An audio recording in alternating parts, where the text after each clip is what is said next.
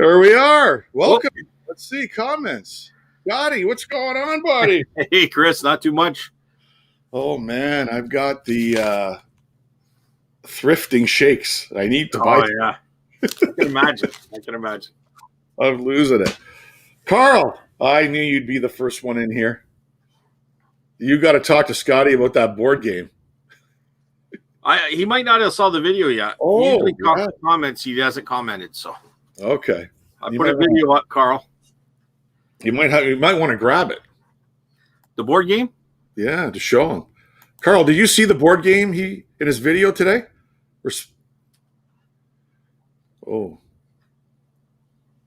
Mine is down 46.2%. Well, the only advice I have, do a fire sale. Hey, there's Tommy. So he already commented. Said he saw the video. Okay. Yeah, okay, good. Hey, Tommy, how are you? Hey, Tommy. We'll wait for a few more people to get in. So we'll start off, Scotty. And, like last week, we had a real good first show. And this whole, adventures in reselling. And when I started it is to bring stories that I find on the internet, share them with the viewers. They'll do a bit of interactive talking back and forth on what they think about the topics. And I've got some really, really good stories. I'll lay out the agenda, and as people come in, we'll carry on with the show. Here we go. We got people coming in. So I've got 4 good stories today. I'm going to try to do 4 every single week, Scotty. Before we jump in the comments, I've got a great story from the Detroit Free Press on 3 individuals that were selling some, things that they were stealing for big money. And you'll see what I mean. The next 2 here I have are both from 2 e-commerce sites.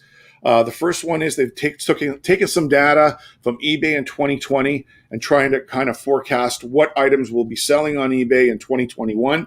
Very interesting mix of items. And they also give examples of items that sold for big, big money in those categories. And there was another individual from another e-commerce site, and I really like this gentleman. I've been following him for a little while, and he shows you, like we spoke last week on third-party resellers, right? Remember that? Yep. And what this guy's done, he's gone to Google, and he's pulled the third-party reseller data, and he's found categories and information on what people are looking for on the Google platform. So it can go to Etsy. You can talk about Etsy. You can talk about eBay. You can talk about all these other areas where third-party sellers are listing, which is a real cool information.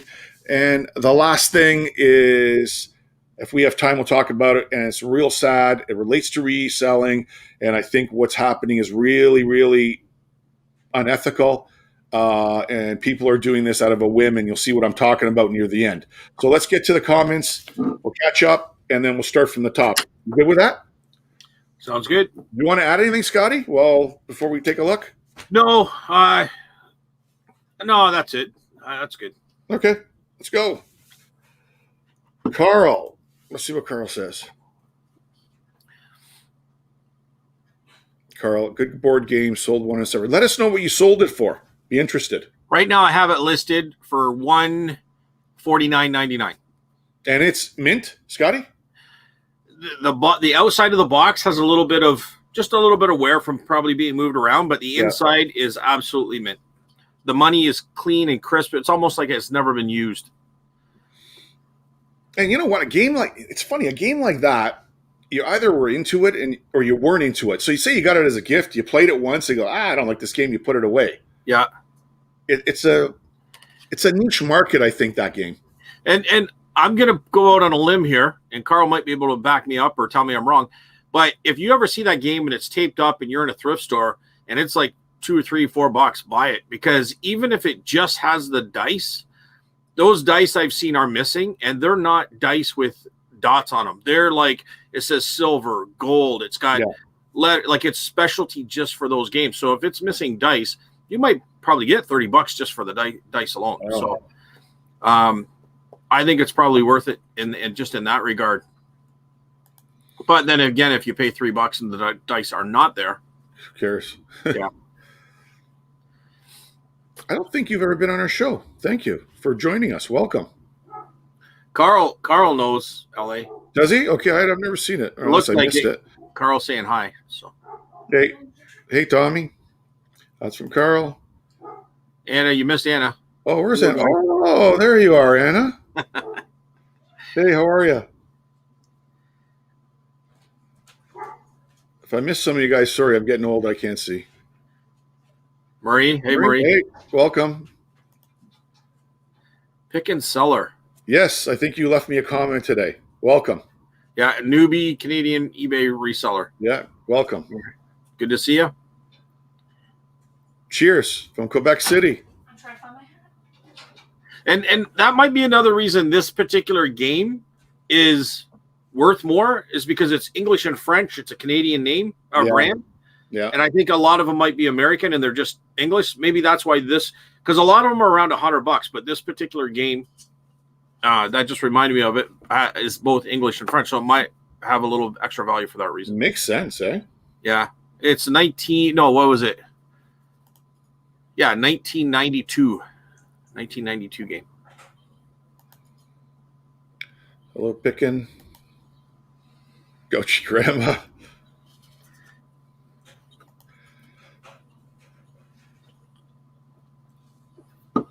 Yeah, that's a good thing too, eh, Carl? You pick up 3 or 4 of them and piece them together and make one good one. If you're picking them up for $2 to $3, why not, right?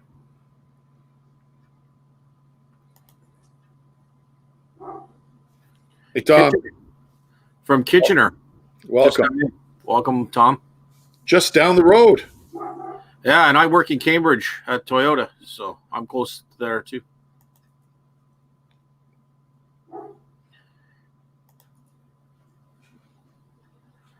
AJ, thank you. Appreciate the comment. And Tommy does rock. I love Tommy you. does. Him and Tracy. Don't forget Tracy. What game was it, Scotty? You want to Stock ticker. Stock ticker sells well. It's common. I avoid French games. I find they don't sell since it's a small market. Well, it's English and French, but I think it probably appeals to a greater audience is why it's worth more. You guys have provided us Canadians with a lot of great selling information. Thank you so much. You're welcome. It's hard to figure out the shipping with the U.S. Shipping is a tough thing. I'm really thinking about doing a video about that. Again, got a lot of questions. Back to Carl's comment. Carl's from Ottawa, so I figured he would be more into like French language games and stuff. Probably sees a lot out there. That's just my guess, Carl, but I guess I'm wrong. Welcome, AJ. AJ, is this a lot of new people tonight, Chris? Yeah, a lot of new people. Wow, nice.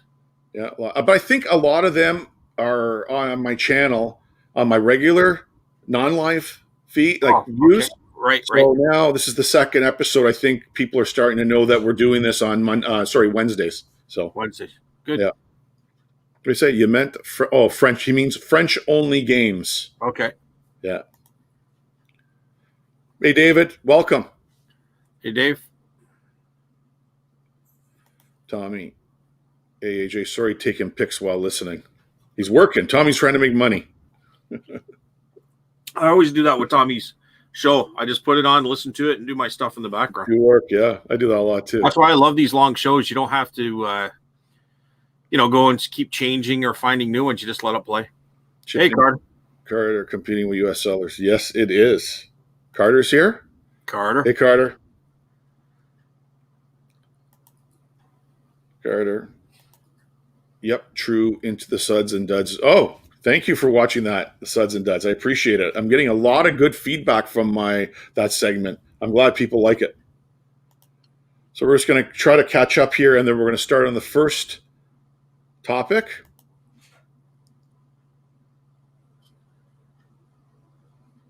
Yeah, I'm on managed payments, and I like it a lot.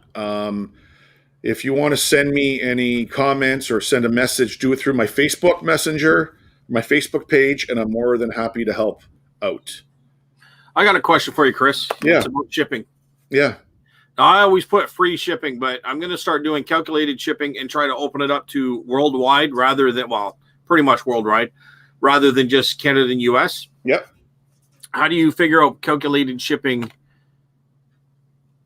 when you're listing without boxing it all up and actually getting an actual weight? I will. It's a long procedure to do it on here, and I will do it with you together. We'll do a listing together on the phone or something, and I'll walk you through it. Oh, because you got to go Canadian first, calculated shipping. Then you got to go to the next level and go US, calculated shipping with the US. Then you got to go international, and then you're going to select international track package. so I can stick with my free shipping, but if I go international and I click on the countries I want, then I can just do calculated shipping with them. Yes, absolutely. Okay. So you do calculated shipping, and then you select the shipping segment. Like you can go air, ground. Right. But I always go track package because you want to make sure it goes to Russia and disappears, right? So yeah. LA I'm from Winnipeg. Beautiful. Thank you. I'm glad you like the studs and duds. I really enjoy doing it, and I'm happy I'm helping you in your reselling journey. From Winnipeg, eh? Yeah, Winnipeg, yeah. Hey, David, thank you. Thank you for jumping in. I really appreciate it. AJ, thank you. I'm glad you like the suds and duds. I love doing them. Anna just changed over. Just post gotta have weight and size. Okay, so let's get into this. We got a lot of good stuff to talking about. We'll get back to the comments. We'll remember Anna's the last one we highlighted. Okay, guys, the first one I want to share with you. This is when I sit down, pour myself a drink, and I start going through the internet and I'm looking for info. And Scotty kind of knows what we're going to do tonight. We kind of talk off camera. And this is a really weird one. This is from the Detroit Free Press. And there's 3 individuals. And I love finding stories like this and sharing them with you guys. There was 2 gentlemen that worked in a hospital, and the hospital is Beaumont. And I don't know if anybody knows where the hospital is in Detroit. And the third guy was a businessman. So these 3 guys, what they were doing, I guess the businessman approached these 2 guys that worked in the hospital and said to them, look, can you get me medical supplies? So the 2 guys, what they were doing, they were stealing used tubes, syringes, stuff like that was dumped in the cleaning and disinfectant room after surgeries. So they're grabbing all this stuff, and it was dirty and contaminated, and they were selling it on eBay and Amazon, Scotty. It's crazy. It's crazy. So there's tubes that are going in holes of your body that you don't want to, like, this is disgusting stuff. Yeah. These 3 made $560,000 on Amazon and eBay. Wow. And they would still be doing it. But you know how they got caught? PayPal caught them because people were complaining that items that they were receiving were dirty and not clean, and they weren't brand new. Yeah. So they actually listed them as brand new. No, I don't know if they did. They just said they could have said they were brand new. Yeah. They could have took and tried to clean them, but I guess they found feces or whatever in these things. Yeah. Right, and they got away with it. But how do you get away with $560,000? Right? Sponges, it was tubes, it was syringes, it was all kinds of stuff. Well, I can see it's probably a bigger problem than just that one as far as people stealing syringes and different things from the hospital. So what happened was they were charged with wire fraud and conspiracy, and I think they're going to get, I don't know if they've been charged yet, but they can get up to 20 years in prison for doing this. So let's go back to the Al Capone. Could they get mail fraud as well?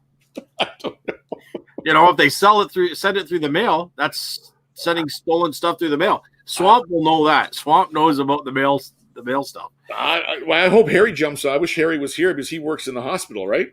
Oh, well. I'd ask him. Yeah. Because I've been working with a guy that sells photocopiers, and I bought some toner and stuff off of that on and off. And because of COVID, things kind of shut down. And him and I were looking at a couple of ultrasound machines, for pregnant women. Yeah.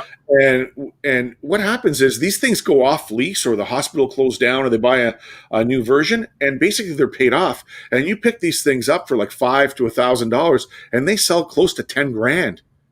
And you know who buys them? Countries south.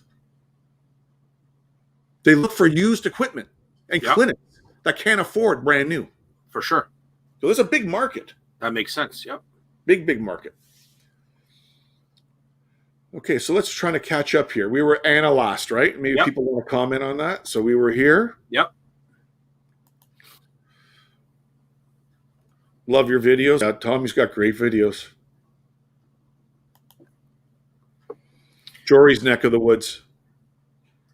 That's over by north of London. Mm-hmm. Jory from Good Used Goods. Welcome, Pick and Seller. Oh. Pick and Seller, do you do antiques or anything? Do you were you part of that antique booth, antique store Jory was as well? Just curious. 3 hours from Winnipeg. I know them well. Yeah, Anna, oh my God, yuck. Anna, it's a crazy story. The money these guys made. That goes to show you anything sells. Yeah. Until you get caught. Until you get caught.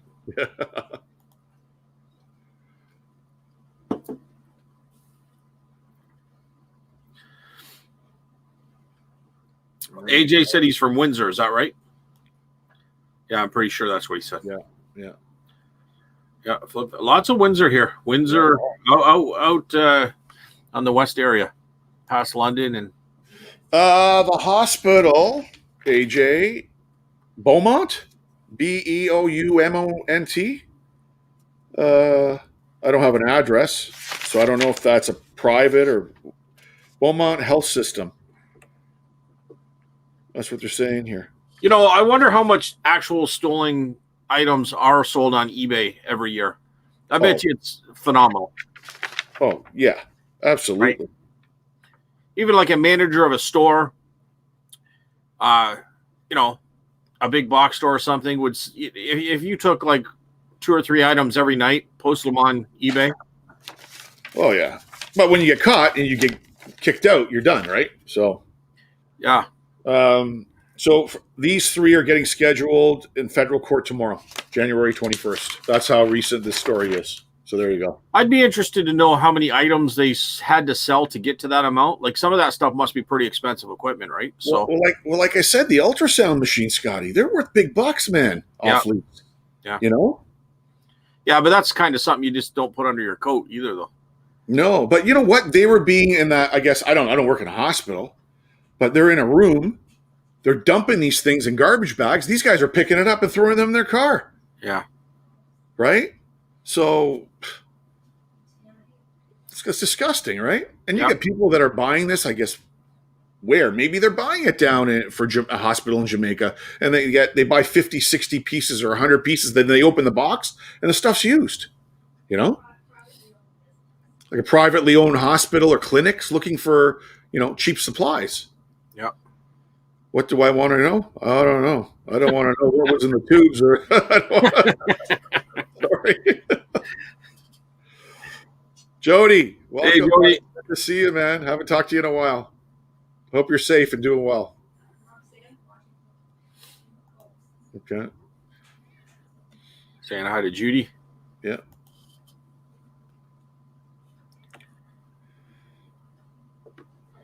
Yeah, guys, if you're new, give me the thumbs up on this if you can, guys. It helps push it out. I really appreciate it. And all the comments, we really, was it DMC or the Henry Ford? I don't know. It doesn't tell me in this story. All it says is Beaumont Health. So I don't know if that means anything to you. Yeah. Oh, sorry. Is he explained down below? A little slow. Well, Marie. Hey, guys. Hey, Roxanne. Hey, Welcome. Roxanne. Yeah. East Coast. I'm watching and listening tonight. Good. Good. AJ. Yep. Yep. Okay. Alberta. Oh, nice. Alberta. So Alberta's where Curiosity Inc. guy is. Are you anywhere near him? And have you been to the store? Hey, Jody. Do you know him? And I think he's like Edmonton, Alberta, but I know Alberta's a big province. But Hi, Roxanne. Hey, Anna. Hey, David. How are you? Actually, David and I spoke on the phone a little while back before the lockdown. Have you gone up to Wastewise? I know you wanted to go there. And is we that the both, one? Is that the big one you went to? yeah. Out by David. Georgetown or whatever? Yeah, David's in my area, and he's actually contacted me for a little bit of reselling advice. So good to see you, David. Okay, so it's a privately owned business. Okay.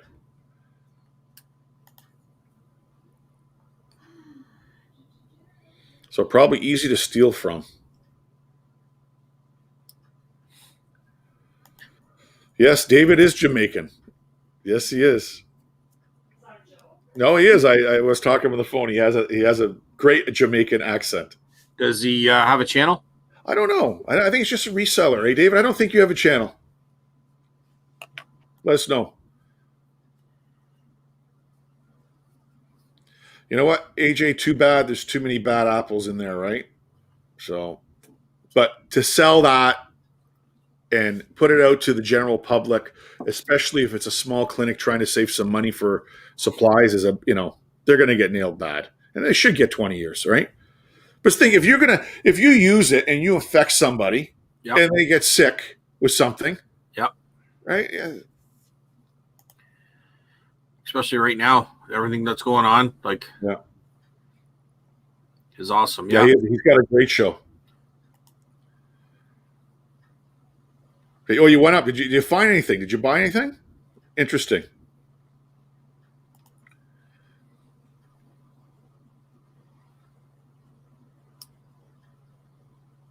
You know what, flipping? I don't let it bother me anymore.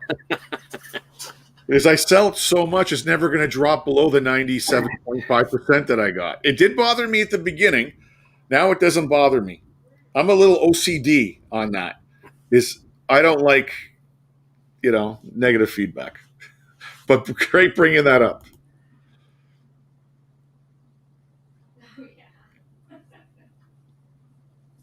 Yeah, pick and seller. There is a way of doing it. You are able to go in. There's settings.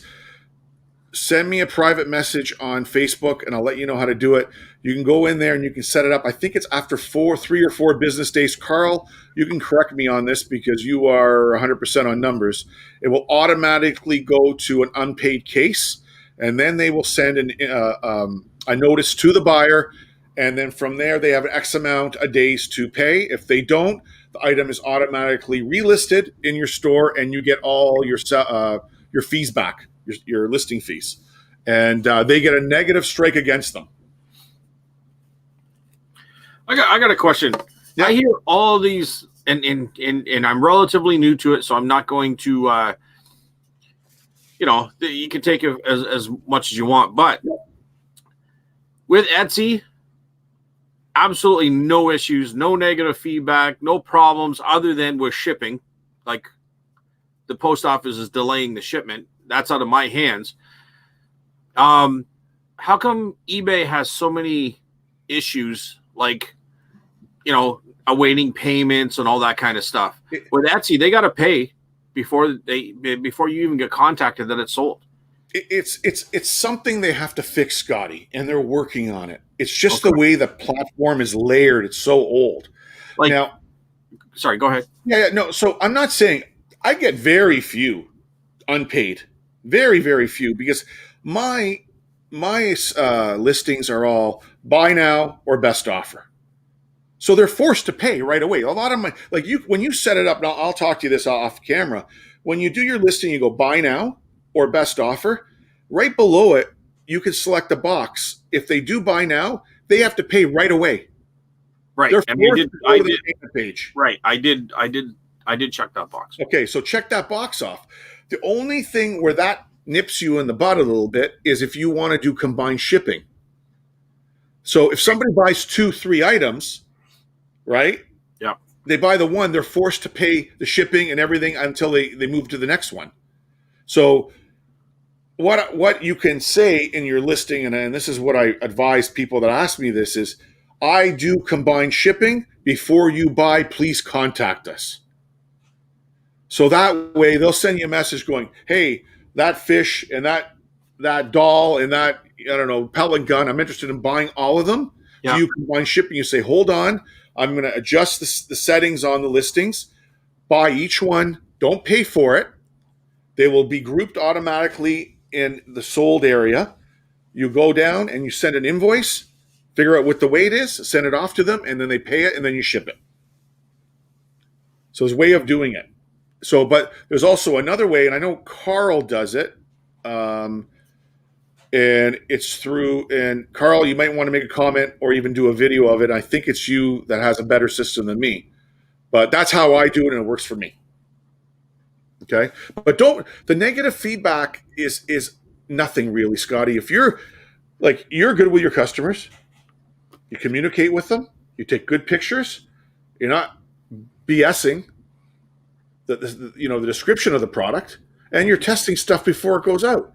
If you have all that, it's got a 1% of people trying to scam you. Right.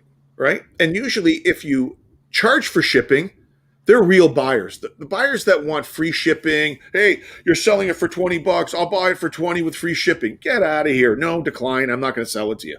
Those people are all over the place. Right? So once you get your feet wet and you do it for a while, you get the ins and outs of the program. It's about experience. Well, like I like Etsy, don't get me wrong, but I think eBay has more, it's just bigger, right? So you're going to probably end up selling more in the long run.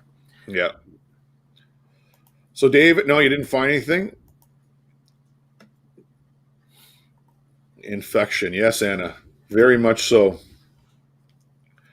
Yeah, even, you know what's funny? When you do anything in medical, Carl, and for those of you in the room, when you go to close it out, there's always a warning that comes up and says, please make sure it meets federal or state laws, yada, yada. It's a big whole thing. And then you have to go forward, because if something's wrong with it and you sell it, they're gonna be all over you, eBay, for medical stuff.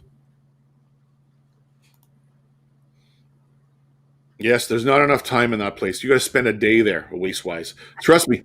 When we can go back out, Scotty and I are going to go up there. We're going to make 6 videos in one day, because I know there's so much stuff up there for Scotty that's so cheap. Heart attack. So it's a good place. So I guess these people make it whatever, right? Okay. Thanks for that, Carl. There's an answer. Well, I don't think you can answer that yet, Scotty. You're just doing eBay now, right? I do use their like I buy the, what do you call that? Oh, it's like the shipping label. I buy that through them. Yeah. I know people that don't, and they said that that's expensive. I don't have a problem with it, to be honest with you. It's easy. I don't have to mess around with anything. It's just easy. It's done. I don't know. I heard two things. I heard Etsy's a little bit more expensive, but also you could charge a little bit more on Etsy.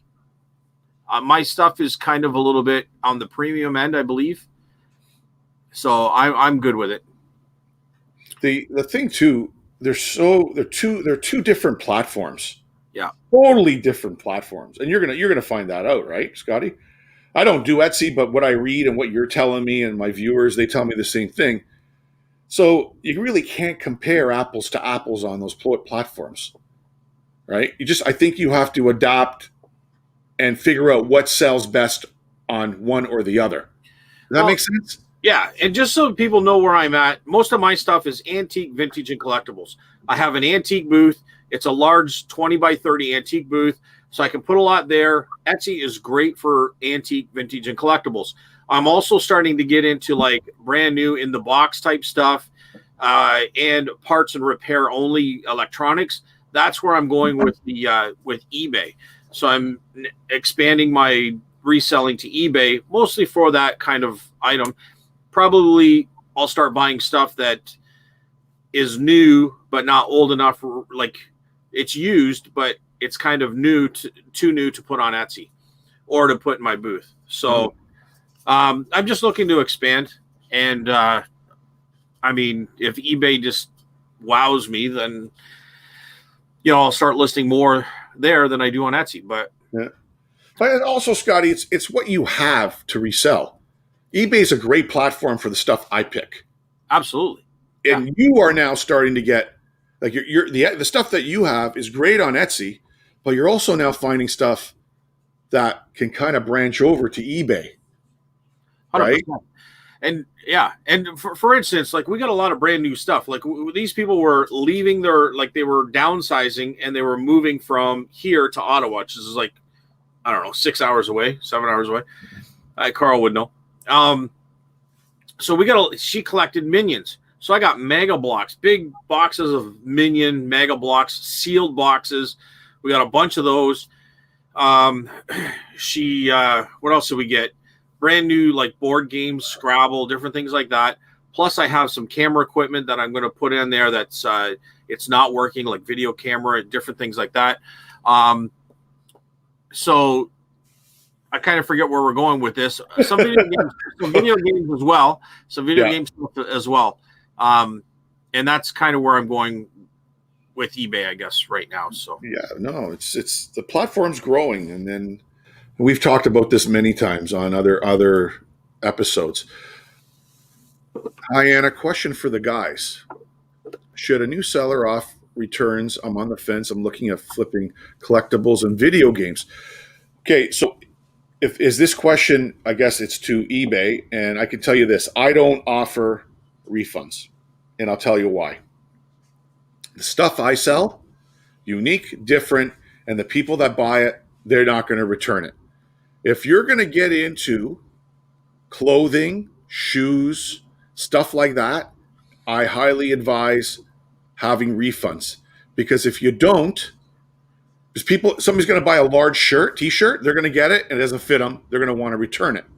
And on eBay, if you offer returns, the person that buys the item, they're responsible for the shipping back to you. Okay? If you are not offering returns, there's a 30-day buyer protection policy on eBay. So if I send this t-shirt, it's large, and I send it to this guy and he gets it and it's got a tear in it, he goes, item is not described. Now I have to send them a shipping label out of my pocket to get it back to me. And then I have to give them a refund once it's arrived. So I have very, very few returns. Very, very few. So you're on a fence depending on what you sell. And if you're looking at, you say, what has he got here? Video games and collectibles, you should be fine offering no returns. You could try both. And I tell my viewers, do a 50-50 comparison on equivalent items and see which, works best for you. If you're looking to get into video games, I would also watch Good Used Goods, because he does mostly video games and he does live while he's listing. And if you have any questions for him, you could also just get that. Now, he does them during the day most of the time, but Jory's very knowledgeable and open to answering questions. So you might want to check him out for that. Just a thought. Yeah, no, it's great. You're right, Scotty. Great place to take a look. But Carl, combined shipping available. Add items to cart before purchasing to go get buying. Yeah, exactly. Perfect. And that's what Carl does on his listings. I'm just going to open a window here. Yeah, go. I'm just going to try to catch up. I always do returns, and I only got 2 from 200. Yeah, the returns are very, very few. If your descriptions are 100%, and and you're a good reseller, the scammers are not going to bother you, and you know who they are. Pretty much, yeah. Once you go to manage payments, you can use PayPal to pay for your Shippo bill. You have a choice of setting up a credit card or continue to use PayPal, and you'll see that in the setup. I'm happy with it, and I can tell you my sales have been consistent because of Google Pay, Apple Pay, PayBright, PayPal still available, and all the major credit cards. So, and Camera Girl 1 just switched over yesterday. So she had her first few sales today on the managed payments.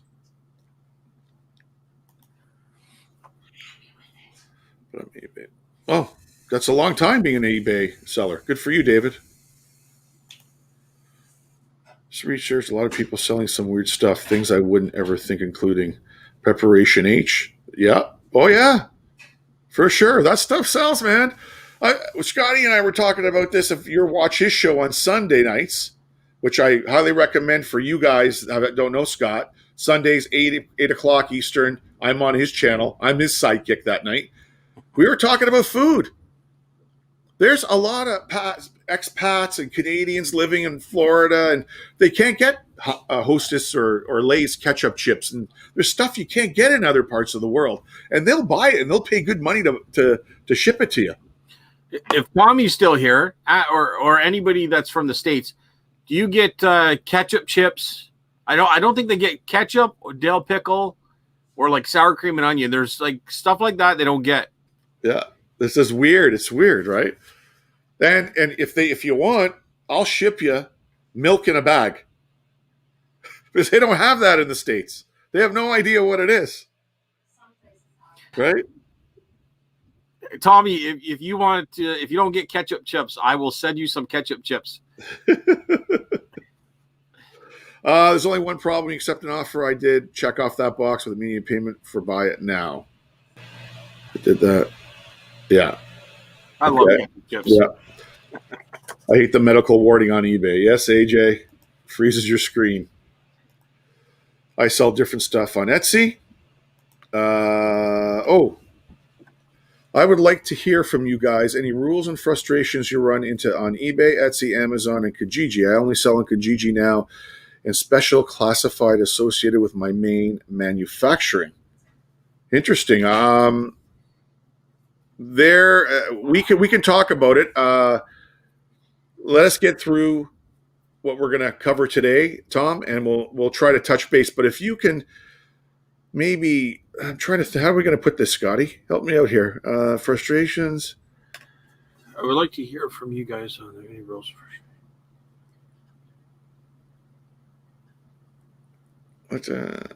Well, what are you selling? Yeah. Let us know what you're selling. Maybe that'll help. Good idea. Yeah. Tommy, we have sour cream and onion. Sour cream and onion is good. Yeah. Ketchup chips. I love ketchup chips. But they're only in small stores.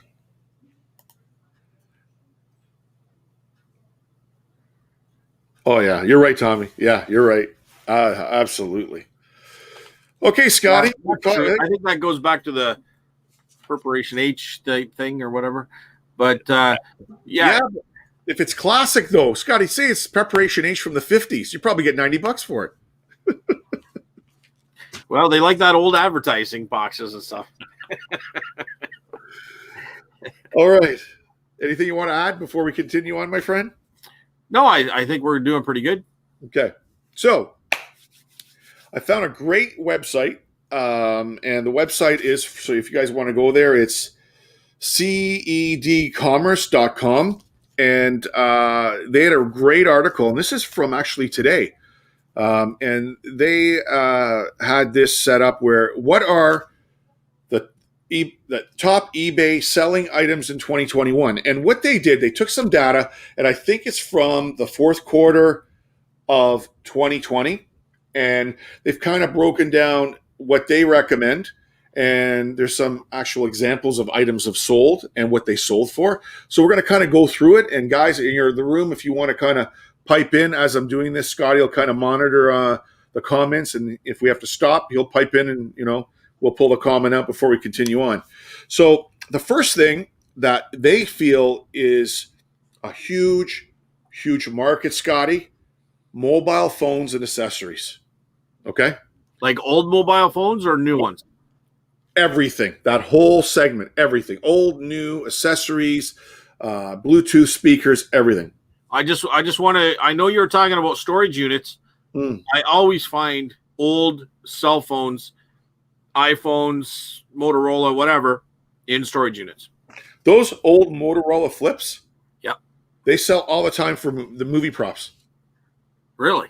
Yep, and especially if the battery holds a charge. I'll have a box.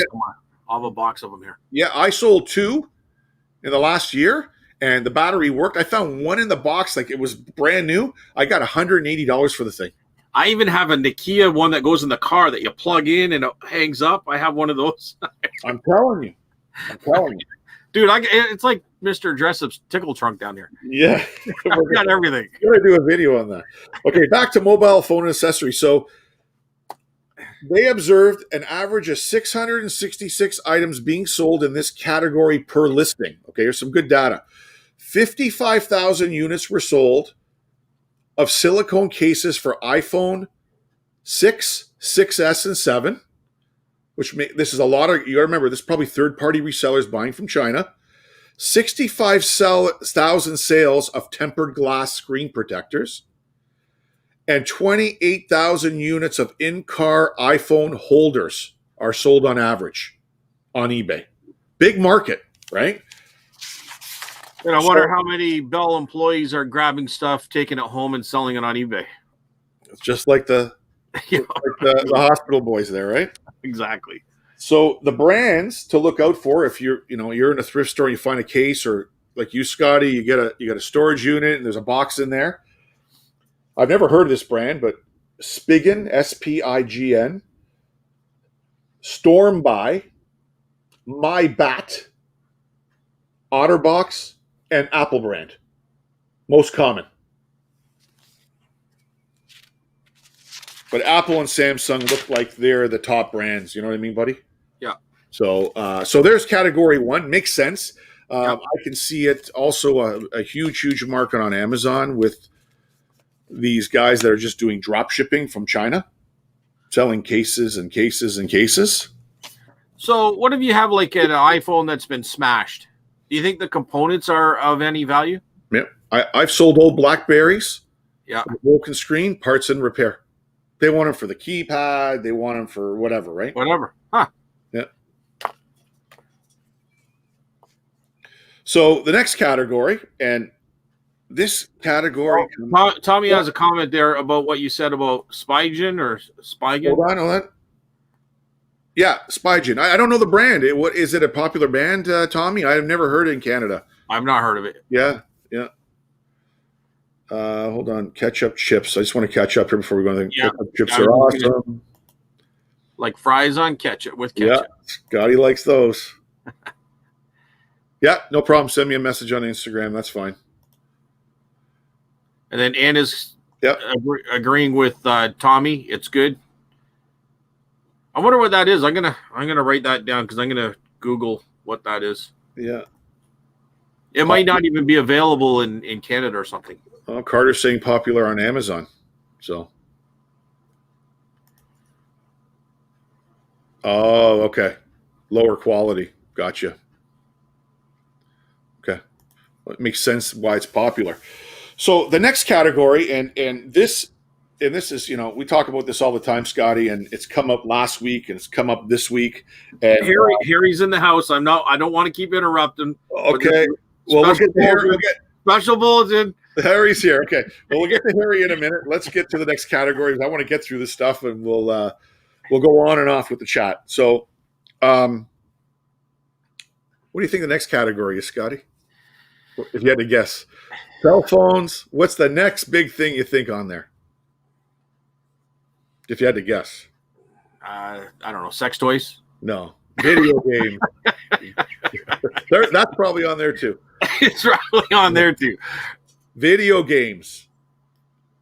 an average 118 items sold in video games. Prices range from $4.99 to $88, having an average price of $25.23. Video games and video consoles are the best-selling products on eBay after cell phones.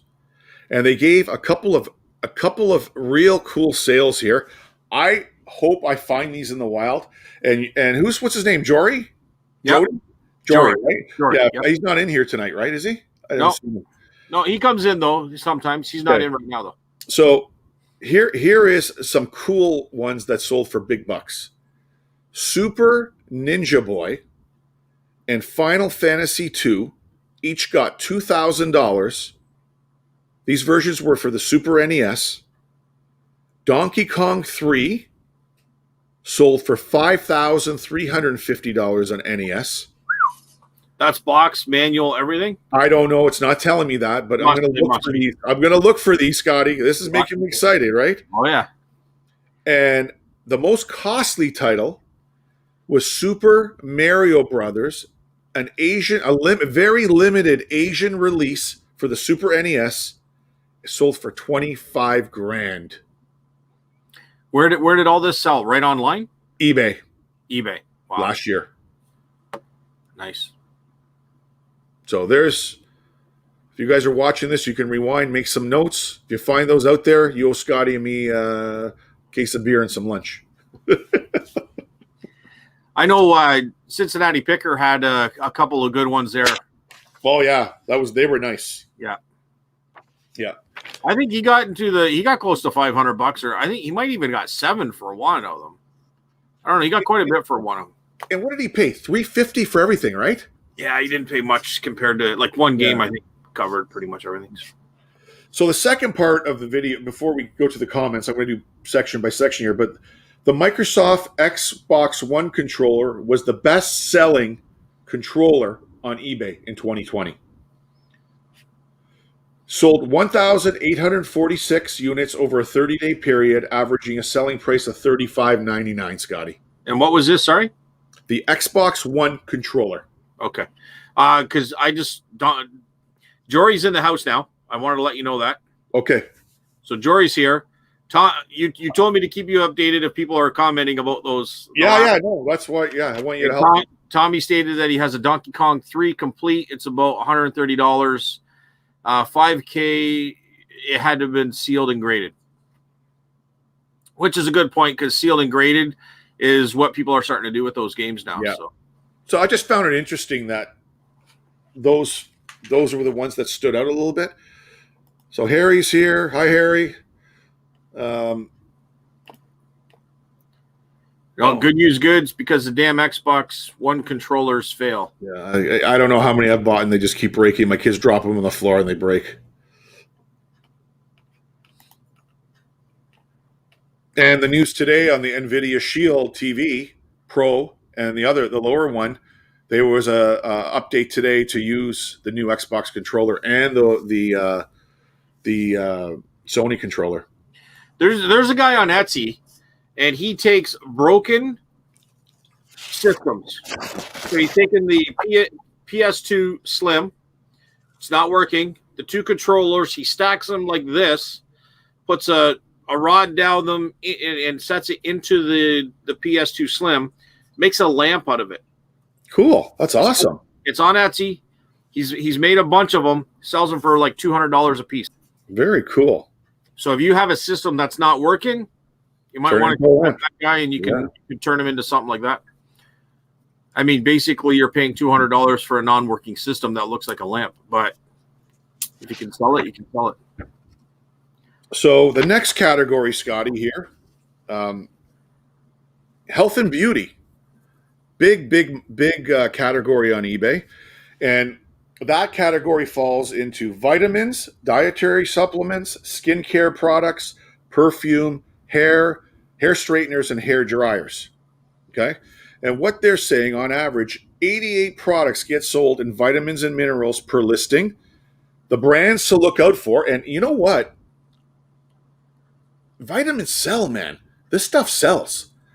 And Great Health Works, GNC for sure. That's a big That's a big company, right? They got stores everywhere. LifeVantage and Optimum Nutrition are the top selling brands for vitamins. And the products most sold in this category are the Omega XL joint pain relief tablets from Great Healthworks. They sell on average for $37 a bottle. If that gets anybody's juices flowing on health and beauty, but there's one thing here that there is a big kick. And if I walk into a thrift store and I find these things, it is a treatment kit for Moroccan oil.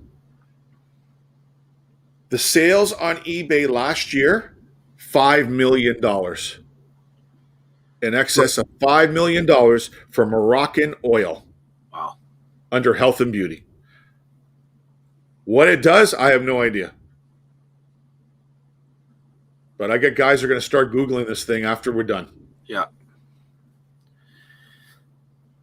All right. Well, good use goods there. Yeah. Yeah, it's very versatile controller, buddy, from what I understand.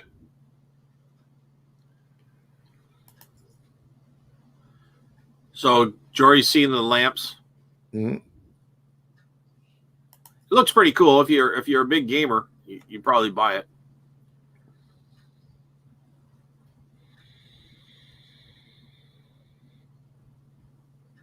Lots are the way to do it, man. That's how you get a bunch of games for cheap money.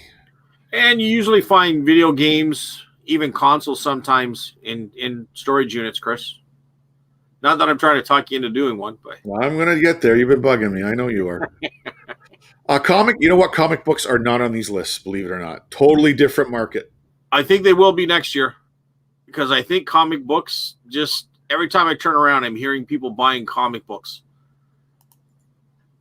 So I think 2021 might be a big year for comic books.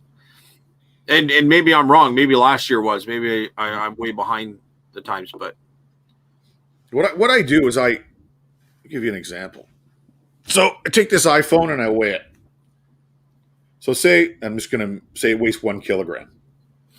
Okay? So what I do then is I measure it. So I measure it if it's going to go in a box with packing material. So say it's 25 by 36 by 4 or 10. Then what I do, if it weighs 1 kilogram, when you do your calculated shipping and you go down below and you select your weight, I put it between 1 and 2 kilograms. Then that way, whenever anybody's looking at it and they go under that postal code or zip code, it falls under that category and then they get a rate. It's easier than taking it, putting it in a box, put your packing material, then weighing it, and then listing it. Don't do that. Just estimate. And you get good at it after a while. You figure it out. And I get a lot of I'm going to do a video on shipping too, of me actually taking an item, weighing it, and how I'm going to list it, and I'll do it on my computer. So that's on my list of things to do because I can't buy anything anymore and I can't do videos on thrifting. yeah, I'm going to do it on shipping. I think there are important videos for people that are learning, right? Yeah. So, well, you know what? When I first started, I was selling albums. I didn't know how to ship albums. So I went on YouTube and I found a few guys on how they packed albums properly and how they, you don't want them to arrive broken. And the one thing is, if you leave the album in the sleeve, what happens when it ships is banging.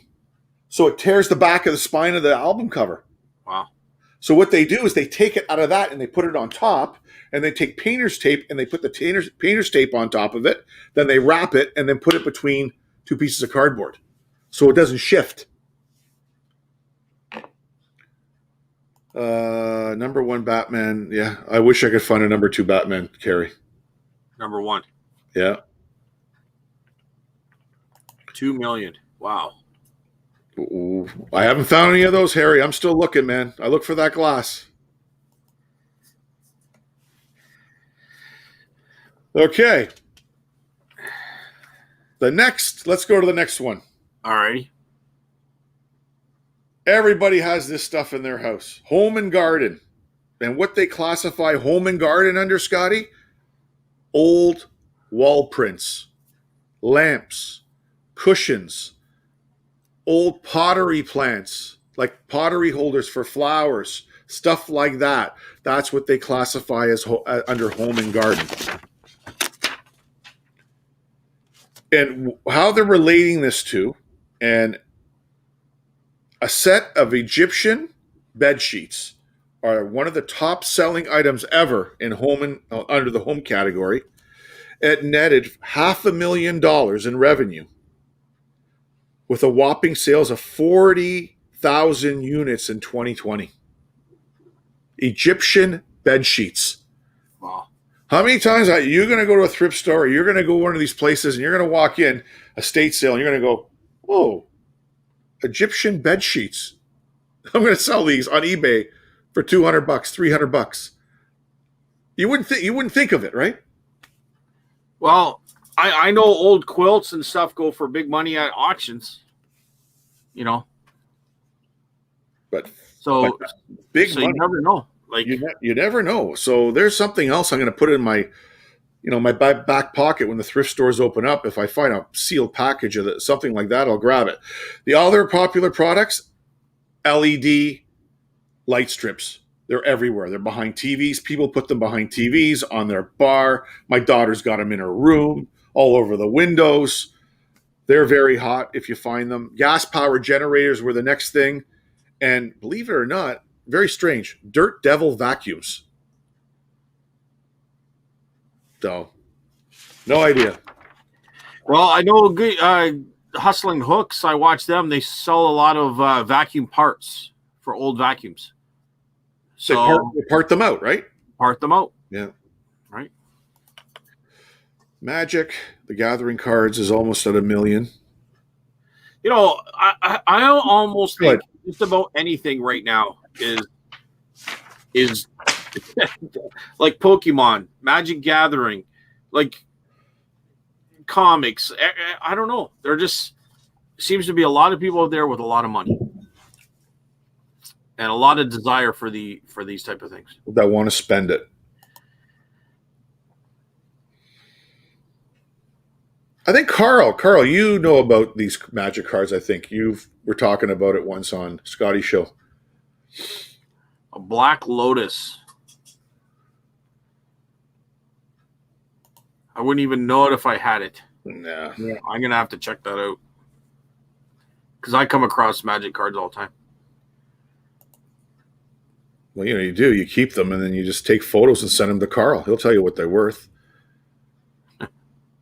Black Lotus, again, it dropped down to 300K. Must have been some crap bids. All right. Okay. We're caught up. Let's go to the next area. And guys, if you want to comment, and we run this in the background while you guys talk, just giving you more information. The next category is computer and tablets, Scotty. Yep. Computer and tablets. Okay. Computers and tablets. Apple and Samsung are the leaders in this category. Same as the phones. Yep. Yeah, makes sense, right? The most sold items on eBay under this category is the Apple iPad 2 16 gigabyte. They sell, usually if there's a listing, they sell within 30 days at $74.99. And the Apple iPad Pro, third generation, 256 gigabyte, is the second best-selling item on eBay in that category. So tablets are still hot. You run into them, they will still sell. Well, you just grabbed a sort of a tablet, which was at like a Kindle. Gone. I sold it. Yeah, I did okay. I bought it for $10. Yeah. So it's funny. E-readers are not on here. Is that market gone or what? Do they still sell? It's probably too specific. You know what I mean? Maybe. Yeah. It doesn't have the big desire like the I want to say population, but that's not the thing. But they don't have as many people wanting it as like a tablet or a phone. Yeah. So, anyways, there we go. There I use the TG. That's what I do. Oh, TCG scanner. So he has a scanner that puts his Pokemon and his Magic Gathering cards, it scans them quickly, and he can tell what he has. Where do you get that, Carl? Because I might invest in that. Probably an app though. You could probably in the app store, no, Scotty? Well, it's probably you need an app to connect it to your computer, but you'll still need that Oh. scanner. Oh, I see. You scan it and then it goes to your. Okay, gotcha. Yeah. It might have the system built inside, the software built inside. I don't know. When a buyer is interested in an item in your store, do they get your discounted CP shipping rate, which will show in the listing, or do you get a? No. What happens is the rate that they get is the calculated shipping rate. So, for example, if it says $14.99, and when I go to print my label and it costs me $8.99, there's a little bit of money for you in your pocket. I don't give them a refund, and I'll tell you why. Usually, the larger items on eBay on the calculated shipping calculator, you may lose money, because sometimes if it says $24.99 and they pay for that, it may be $29.99. So at the end of the day, it all balances out, if that makes sense. And that's one of the issues with eBay and Canada Post. They've never got that linked up together because Canada Post is, they are a bunch of, don't even want to start that topic today, because they can't sit down in a room with eBay and hammer this thing out. So you lose some money on sometimes, but sometimes you make really, really good money and it balances out. All right. Dragon Ball, collect cards myself. Well, thoughts on buying from eBay to resell on eBay if you come across a good deal. You know what? I have people that buy from me all the time and then reflip it locally. Yeah. Why not? Why not? I buy at the antique store. I'll go and buy something from somebody, and sometimes I'll even put it in my booth. Yeah. I bought stuff at the antique store for $24 and sold it for $134.99, $135. Lots of times I do that kind of stuff. So absolutely. Yeah. If you find a way to make $1 by reselling something, that's what it's all about. So yeah. And if they're going to flip it for 200, who cares? You've made your juice already. What do you care? Right? I wouldn't get into sending it. If somebody wants to do that to you, Chris, you could probably explain it better. But I wouldn't send it if they're saying, "Hey, send it to this address," like a drop shipping type style.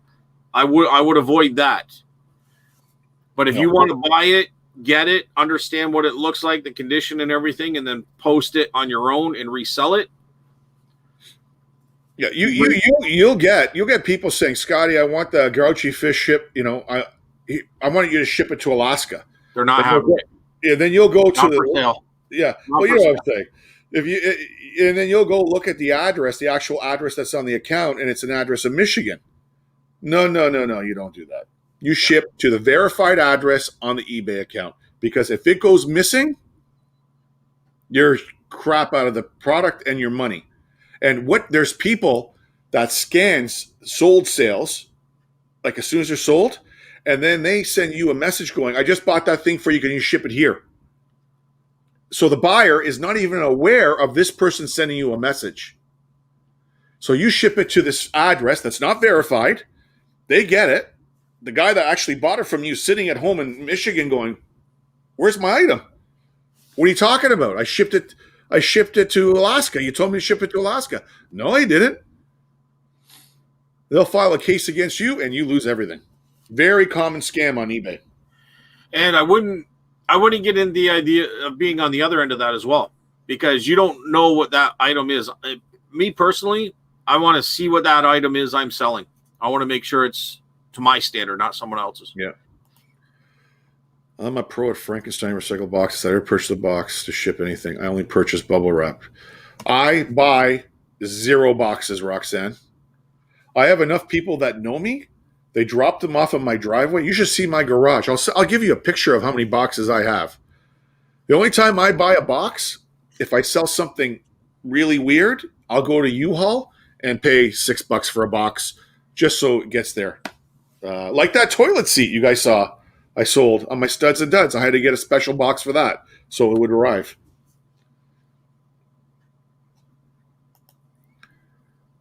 There you go. It's a free app on your phone. Oh, so you just scan the card with your phone? You don't throw it into like a scanner that quickly. That's a lot of cards you're scanning, Carl. Unless maybe it's just like it's real quick. See you, Harry. All right, buddy. See you, Harry. Okay. All right. Where are we doing for time, buddy? Oh, we're an hour. We're good. We're on talk. Oh, yeah. Yeah, going pretty quickly here. Okay. So, guys, whoever's still in the room, thank you. And hit the thumbs up if you haven't hit the thumbs up. And for those of you who have never been to Scotty's channel, Antiques and Profits, I go there, man. Great channel. A lot of good information. And subscribe. I'm trying to get him up to 1,000 so we can get him monetized and get him on the way to YouTube. Thanks, Chris. Top YouTube sellers or YouTube YouTubers. Okay, so this is another interesting, and this is from a e-commerce site called E-commerce CEO, and there was a lot of information here, guys. And what this individual did, he went to Google, and he went on Google and he started to analyze searches. Not only searches for information, but searches to buy. And what he came up with, and if you watch our last show on Adventures in Reselling, we talked a little bit about third-party resellers. And he found a lot of information of things that I would never think ever to sell online. Doesn't matter if it's eBay, Etsy, whatever. So there's a lot of resellers. For example, say Scotty sets his Etsy account up and he can link it to Google, but you have to pay a percentage of that sale to Google. And there's a lot of people doing that to push their listings out to more areas to get more exposure. And this is what Google's starting to do now. So we're going to go through it. I'm going to catch up on the comments. I see there's some more people coming in here. We'll do that, and then we'll go through what I found. Some very interesting information. And are they bolos? I think so, 100%. Carl? His scanner on his phone's good. You just need good light on the cards. Okay. Oh, hello from Nova Scotia. I don't think we've ever seen you in the channel. Welcome. Hello. Okay, so here we go, Scotty. So this site was very, very interesting. And what they were saying from 2015 to 2021, predicting this year, this is the total retail e-commerce worldwide, okay? They're saying there's going to be a growth of 221% between those years. In 2015, $1.5 trillion, these are probably U.S. funds, were sold in e-commerce. They're predicting in 2021, 2.8 trillion. They're probably going to be off. What do you think? Because COVID is forcing even more. Maybe. And they probably didn't calculate it into the equation. And we're going to probably be locked down, at least in Canada. I don't know what's going to happen in the States. Mm-hmm. We're probably going to be locked down even more. Like we keep getting pushed, at least in Ontario. So I just think more and more people are going to be doing that. So I bet you that number is going to be inflated even more. Yeah, because if you take a look, 2015, 1.5, 2016, it jumped 1.8. Big jump from 2016 to 2017, 2.3. It's 2018, 2.8. 2019, 3.4. 2020 was 4.1. So they're predicting 4.1 to 4.8 for 2021. And I think you're right. The number may be higher. I think it's going to be higher. That number's going to change. And I think it's a good time to get on board and start selling now, because you're going to get a lot of experience. If you're a newbie, you're probably going to get more chance of getting a sale now because more people are looking for stuff online. People can't go anywhere and buy anything. That's right. Facebook Marketplace for us is crushing. Like we're crushing Facebook Marketplace. Yeah. People are coming here because we're resellers. We got a bunch of stuff. Also, we are moving, so we're listing a little bit different stuff. It's not just antiques, but they're coming here and they're seeing an item, and then they'll end up leaving with 3 or 4 other items. You know what I mean? Yeah. So I don't know. So a lot of this stuff is strange, but it makes sense once we go through it. And again, these are Google. These are the items. These items are really weird. And the first one, and it was the first one on his list, cellulite removal. Average price for these items, and these are like handheld machines you rub on your cellulite to get rid of it. Average selling price for these units is $46 on Google, linked to your site or eBay or whatever.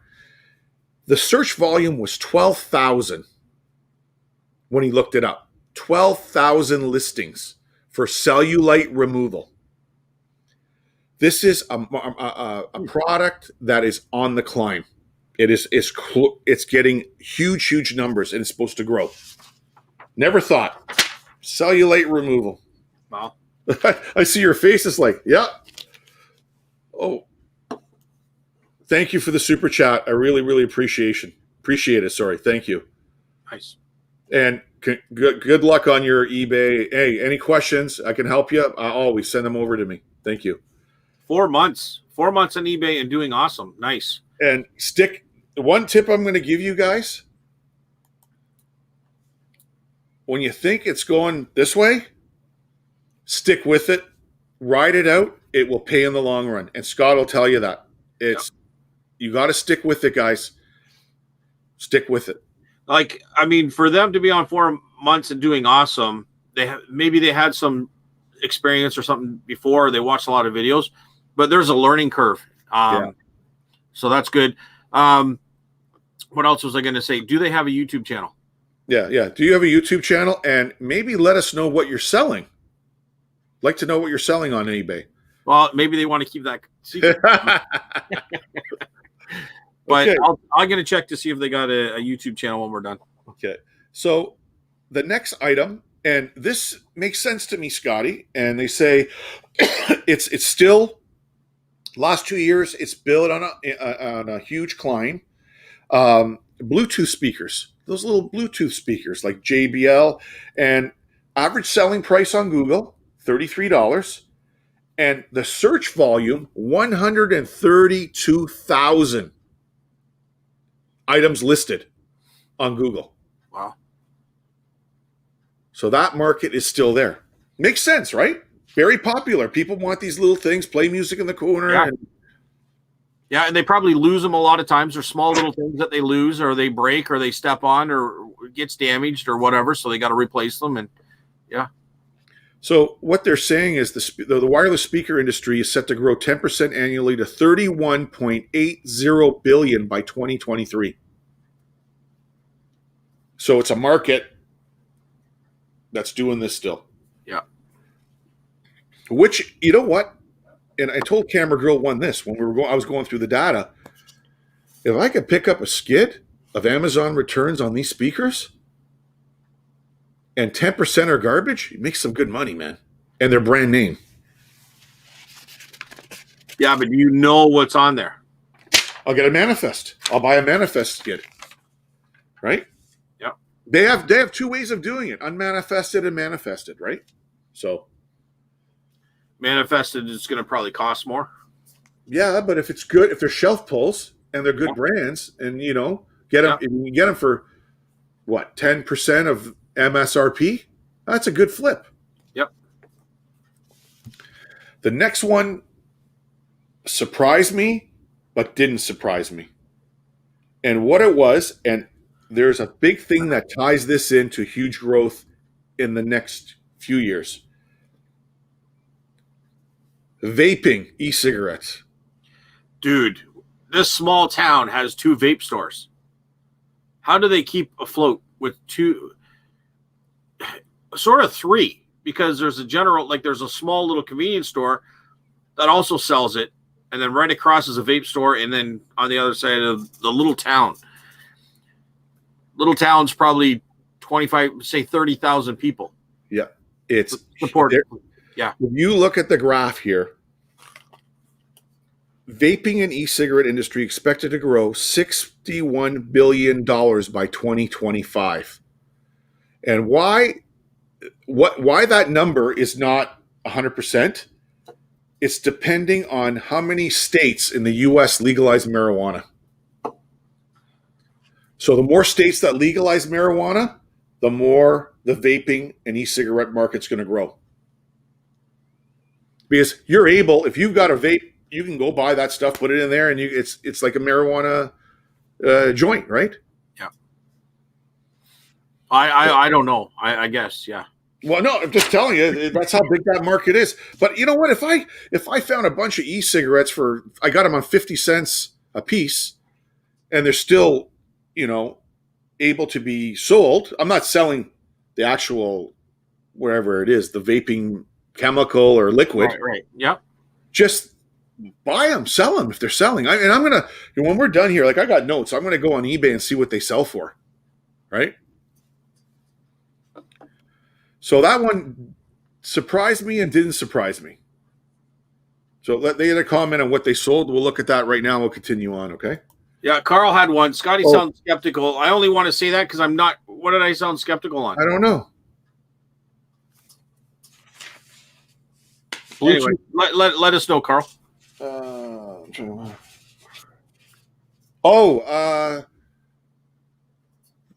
skeptical on the sales in 2021. Was that he's talking about? Maybe. Yeah, I it's not really skeptical. I'm more. I think it's going to be better than that. I don't know. I think maybe he was meaning something else. Maybe I don't know. Yeah. Oh, the pallet and e-cigs. Oh, well, the skeptical on the pallet is just. I mean, if it's a manifest, is more people going to go after it? I'm just questioning. I'm not skeptical on it, and if there's not a manifest, then you don't know what's in there. It's kind of a gamble, right? So yeah, I wouldn't. I don't want to buy something with no manifest. I just yeah, for sure. There's a guy, I think he's called Franchise Flips or something, and he buys pallets all the time, and he gets garbage, and he's probably making more money doing unboxing videos and then selling stuff. You know what I mean? Yeah. We're just start filming. We'll start YouTube very soon. We saw lots of footwear, cookware, winter jackets, NOS and toys, Barbie. Oh, good for you guys. Yeah, let us know what your channel is. Let us know. We'll promote it. There's another couple that do similar type of stuff on eBay called Hustling Hooks. Yes. Yes. You might want to check them out. Might help you out. Maybe you're doing that kind of stuff already, but yeah, they're having fun with it, right? So, and they're doing well. So, Gravity Goods, welcome. Thank you for joining us today. Yeah, Gravity Goods. I think I recognize that.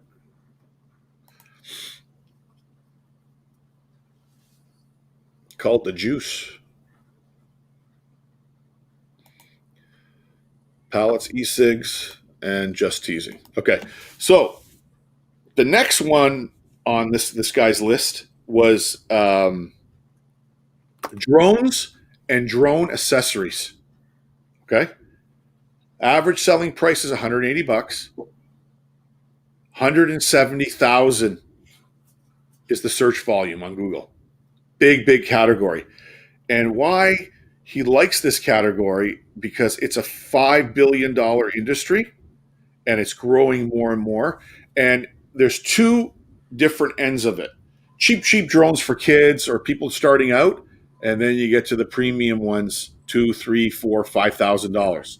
So the big spectrum there with batteries, blades, cameras, it's a huge market. And they don't see it slowing down, Scotty, at all, moving forward. Thoughts? No, I agree. And I think accessories and almost anything that's popular is going to be a good thing to sell. Accessories on phones, accessories on vehicles, old vehicles, accessories for sure in almost any area. Okay, we'll go to some comments. I would agree with drones. I have a drone. I don't use it much, but I wouldn't want to sell it either. You got to add it to your videos, buddy. Do the shot above the antique booth, and 100%. 100%. But you know what the problem is? It's the time to edit.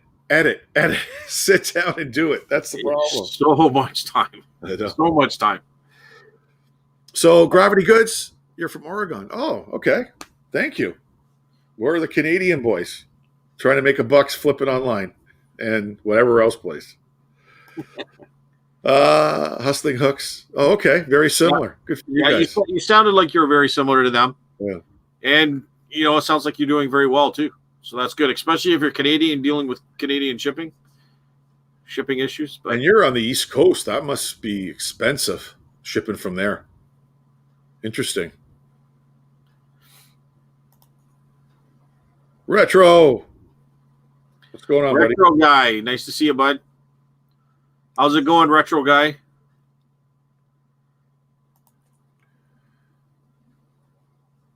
Yeah, they don't last long, Gravity, online. People grab them up. Yeah. And hey, Retro.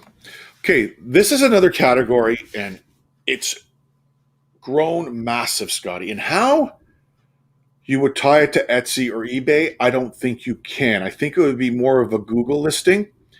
And what it is, subscription boxes. Razors, chocolates, meat. That is a category they're predicting is. Say that again. Subscription boxes. Yeah. So Steph buys for you Christmas. You smoke cigars. So she buys you a subscription service to a company that sends you every month on the 1st or the 15th a box with cigars or items relating to cigars. And they bill you every single month, and you ship something out to every month to your subscribers. It is a massive. I want you to Google it, subscription boxes, and see what you come up with. They sell everything. So would that be something that would sponsor a YouTube channel? Some people do. So you would get a cut, like a pyramid scam, not a scam, but a pyramid scheme. Not a scam. No. Well, like a scheme, like a. It's just something else on top of it. So if, for example, our buddy Curiosity Inc. Yeah. That guy that bought all that retro clothes. Right. How much clothes did that guy have? I don't even think he knows. Okay.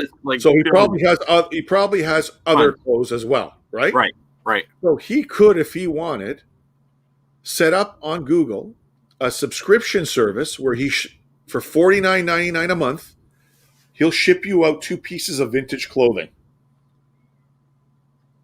And people will subscribe to get it, and then they can flip it or keep it. Oh. That's what subscription boxes are. And they do it with Funko Pops. They do it with comic books. They do it with hockey cards. They do it with a lot of different things. Big industry, man. I'm telling you, huge. Wow.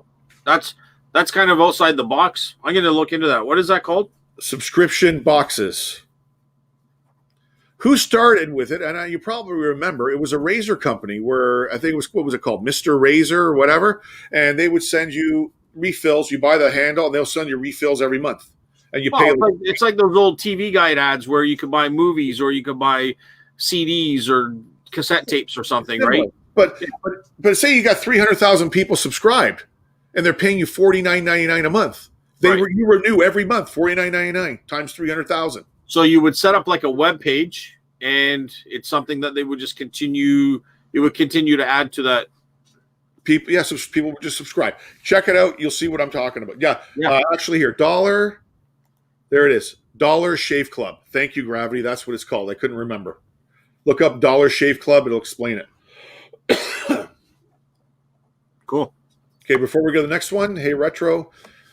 Can we fly a drone? No, I wouldn't fly a drone in Value Village. I'll throw you out. Well, if you do, make sure you get video of it. Yeah. I want to see that video. Yeah, it would. Anything west of Ontario is crazy, yeah. Carl's asking if you guys got chit chats near you. and then there's the dollar. Okay. The other industry is, and I was talking about this about 4 years ago. I was on a plane flying back from New Jersey. I went to see a game, and I was sitting beside a actual chef. And we were, shooting the crap for the hour flight, and we were talking about like online delivery services. And I always brought this up about ghost kitchens where you get a kitchen, you put it in an industrial area, no tables, no waitresses, no liquor, no nothing, just food, and you can create multiple different uh, uh, menus, and so you can ship Mexican out of the same kitchen, Italian. You can be open 24 hours a day. And I didn't call it ghost kitchens. I didn't call it, because I used to be in the restaurant industry, Scotty, which you know. Uber Eats, all these online things are now starting to grow. They're expecting it's going to be a $30 billion industry in 2025. And it's already started in the US. Ghost kitchens are massive, and they are going to be advertising on Google. So you're going to click on Google, you want Mexican, it's going to filter your address, and you're going to be able to order it right on there. This is the next big thing next to subscription boxes. Where it's not for you and me, maybe not for 90% of the people in this room, but this is where people are thinking outside the box. When COVID slams you like this, shuts you down, I always say other doors open. And there's already people out there thinking differently, and they're starting to jump on this. Average price for online ordering for food is $55. What do you think the Google search volume was? 1.5 million searches at any given time. That's how popular that is. I didn't tell you the count on the boxes. Okay. The average on the subscription boxes, Scotty? Yeah. $25 per transaction and 1 million hits on a Google search if you go subscription boxes. Wow. That's how many are kicking back. Yep. The numbers don't lie, right? So very interesting how this guy broke it down. Different than us showing what's sold on eBay or what's sold on Etsy or what's sold in Australia. This is what's happening every day, people in front of their computer. Well, I like people who think outside the box, and I don't know how much this is outside the box. It's definitely not something that you would kind of compare with online stuff. But I'll just give an example of what I know somebody doing. She's Thai, and she has she's a good cook, and she specialty is Thai food. So say you're having a bunch of people over for like a birthday like a birthday party for an adult or whatever. They will hire her to come in for how many people, and she will cook in their house. And maybe this isn't new, but to me it was new. So she will cook in the house instead of them going to a restaurant. She will come there and she will cook in their house for everybody there. I know it's not really a COVID thing either. Like you have to wait till COVID's over, but you know what I mean? I thought that was outside the box. I thought that was pretty cool. Yeah, but she could do it from home, advertise on Google. Right. Right? Yeah. What do you want for Saturday night? Okay, it's going to cost you $150. We'll deliver it to you. They pay for it online, so she could have 25 meals already booked for Saturday night. Yeah. At $125, and she uses a delivery service or hires her nephew or whoever to deliver it in the area. Now, do you have to have like a certain certificate or like no? Ghost kitchens are popping up everywhere. People are doing it from home. Wow. Interesting. Yeah. So just different. I that's why I like doing this with you, dude, on Wednesdays. Yeah. It's different information. You learn a lot, right? Yep. A place where we love to go as a family when there's not a lockdown due to the pandemic is central dining area with a bar, and outside the building are food trucks and outdoor games. Yeah, very, very American. We really don't have a lot of that up here. It's more in the downtown core. Not in your area, actually, in rural area by you, Scotty. Do you have any of this, like food trucks and outdoor games, maybe in the summertime? Yeah, we have an ice cream truck that goes by. Yeah. There you go. I mean, no. I mean, you have your hot dog vendor kind of downtown or something Yeah. like that now and then, but that's about it. Yeah. It's a super neat concept because you have so many choices of food and drinks. Yeah, I love the idea. It's like, yeah, you just go to one area and you just could go cart to cart or truck to truck and buy whatever you want. Problem in Toronto, real estate's an issue. There's not many places where they can do stuff like this unless it's, maybe done maybe 2, 3, or 4 Saturdays in the summertime.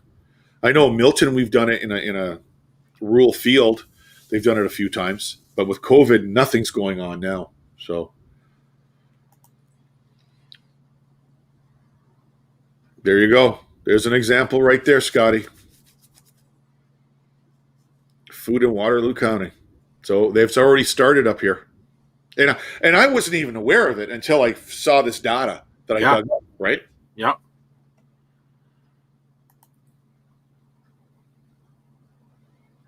The Yard. Write that one down, Scotty. We're going to have to look up the Yard.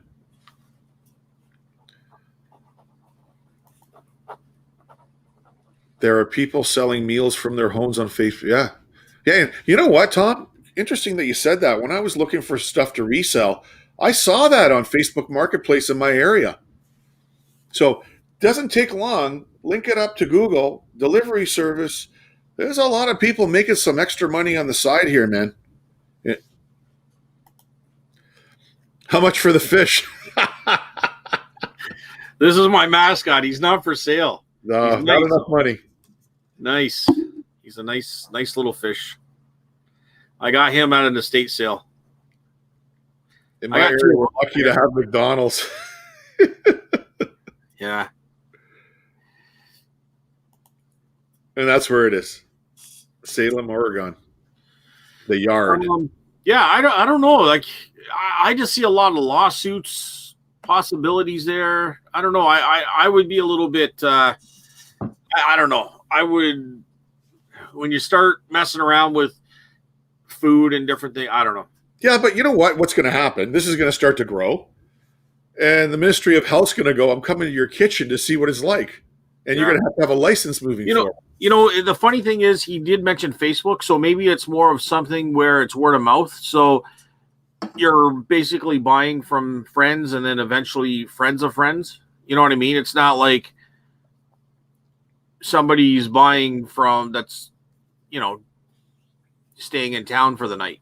I don't know. If you make a half decent pizza and you got orders for Friday and Saturday night of 40, 50 pizzas a night at $15 a piece, you're doing okay. Oh, yeah. Oh, yeah. You're doing okay. Yeah, because pizzas don't cost much at all to make. No.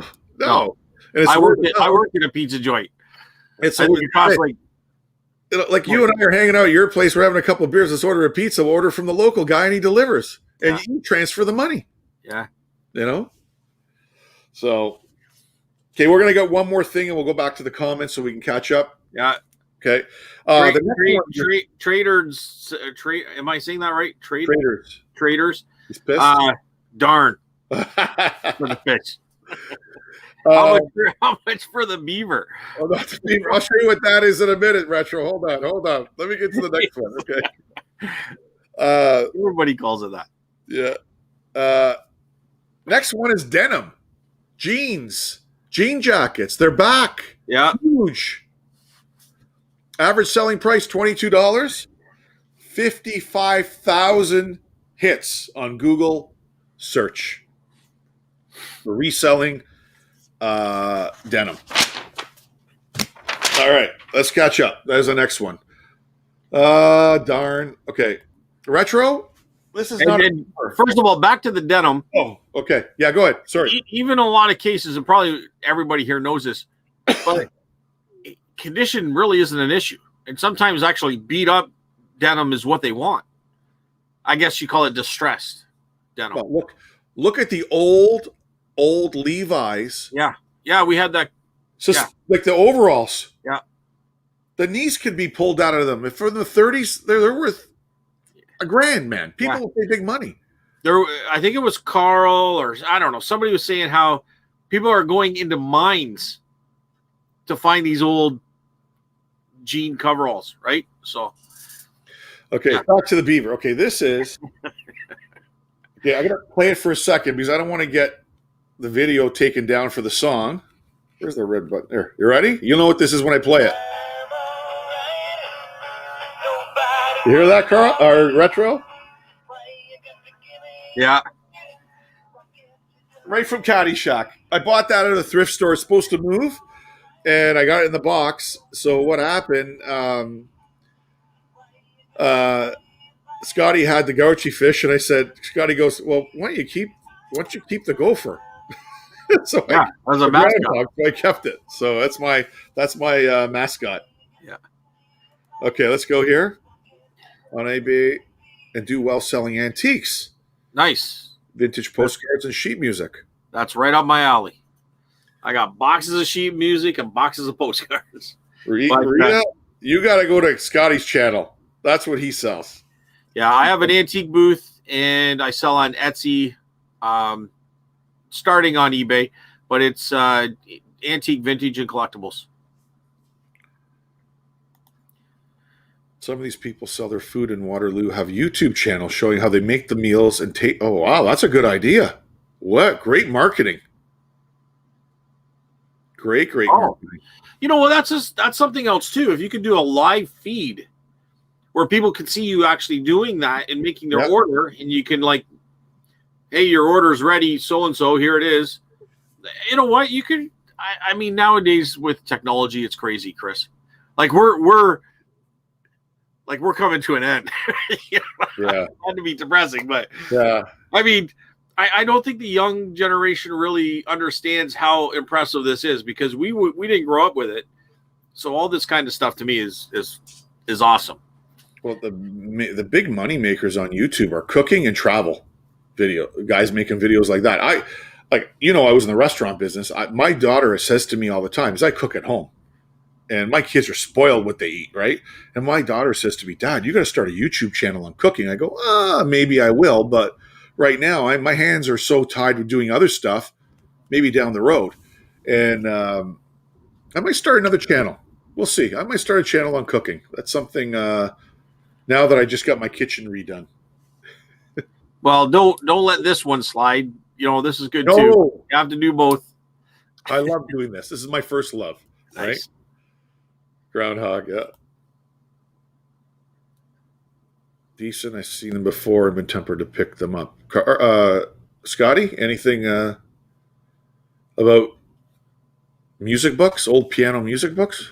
I don't know, piano music books. What we're talking about is the old sheet music. I'm assuming Rita's talking about the old sheet music, probably from the 20s, 30s, even a little bit older for sure. But it's got that nice logo. Some of them are from maybe musicals or movies, and they got famous people on the cover. There's different reasons. So people will frame them. Some people will probably use them for the music. And some are based on who the writer is of the music. And, you know, there's different reasons people want them. Another guy to go watch, he's got a few videos out on this, is the Auction Professor. I've talked about him before. He's got some good information on him as well. But specific piano music books, this is more or less sheet music, so I think it's probably for other things. I don't know, Gravity Goods. I don't know if you do you mean specifically just for piano? And Rita might have a comment on this as well. I look forward to both comments. Old Minds looking for jeans. Oh, Tracy. Oh, really? I didn't know Tracy had a cooking. I'm gonna have to look it up. I didn't know that. She doesn't talk about it. Yeah. Ah, interesting. Uber old ones. Thanks. Gotcha. Got rid of them. Sold them on Facebook Marketplace. Just unloaded them. Were they paper rolls? Yeah, I bought them for nothing at a Value Village, and couldn't sell them. Couldn't sell them by the case. Couldn't sell them one by one. I don't know what even I listed them for. A lady that She had 2 or 3 of these pianos sitting at home. Her dad was a collector, came and picked them up. She paid me cash. I just wanted to get rid of them. So, some do have value there too, Chris, but it Oh, all yeah. depends on the it depends on the production, the production company of that record or of that roll. There's so many different things that mean so much, right? Yeah. Denim and washed, fairly new ones by burning logos and pictures on them. I believe it. Wow. Yeah. Saw people creating a ghost restaurants and showing the food and menu on Instagram, ordering through or the direct messenger. They deliver either once or twice a week. It's a growing segment right now. And if you guys want to take a look, I think CNBC did a thing on it 2-3 days ago on YouTube. If you go to their YouTube channel, and very interesting to see the numbers and how the big boys are now looking at it. And we're talking big chain restaurants closing down 100% in-seat service. And they were saying with the pandemic and with the double lockdown, people are so used to now ordering food online. I don't know so much by your area, Scotty, but by me. And they don't think there's going to be a decline moving forward because they're used to it.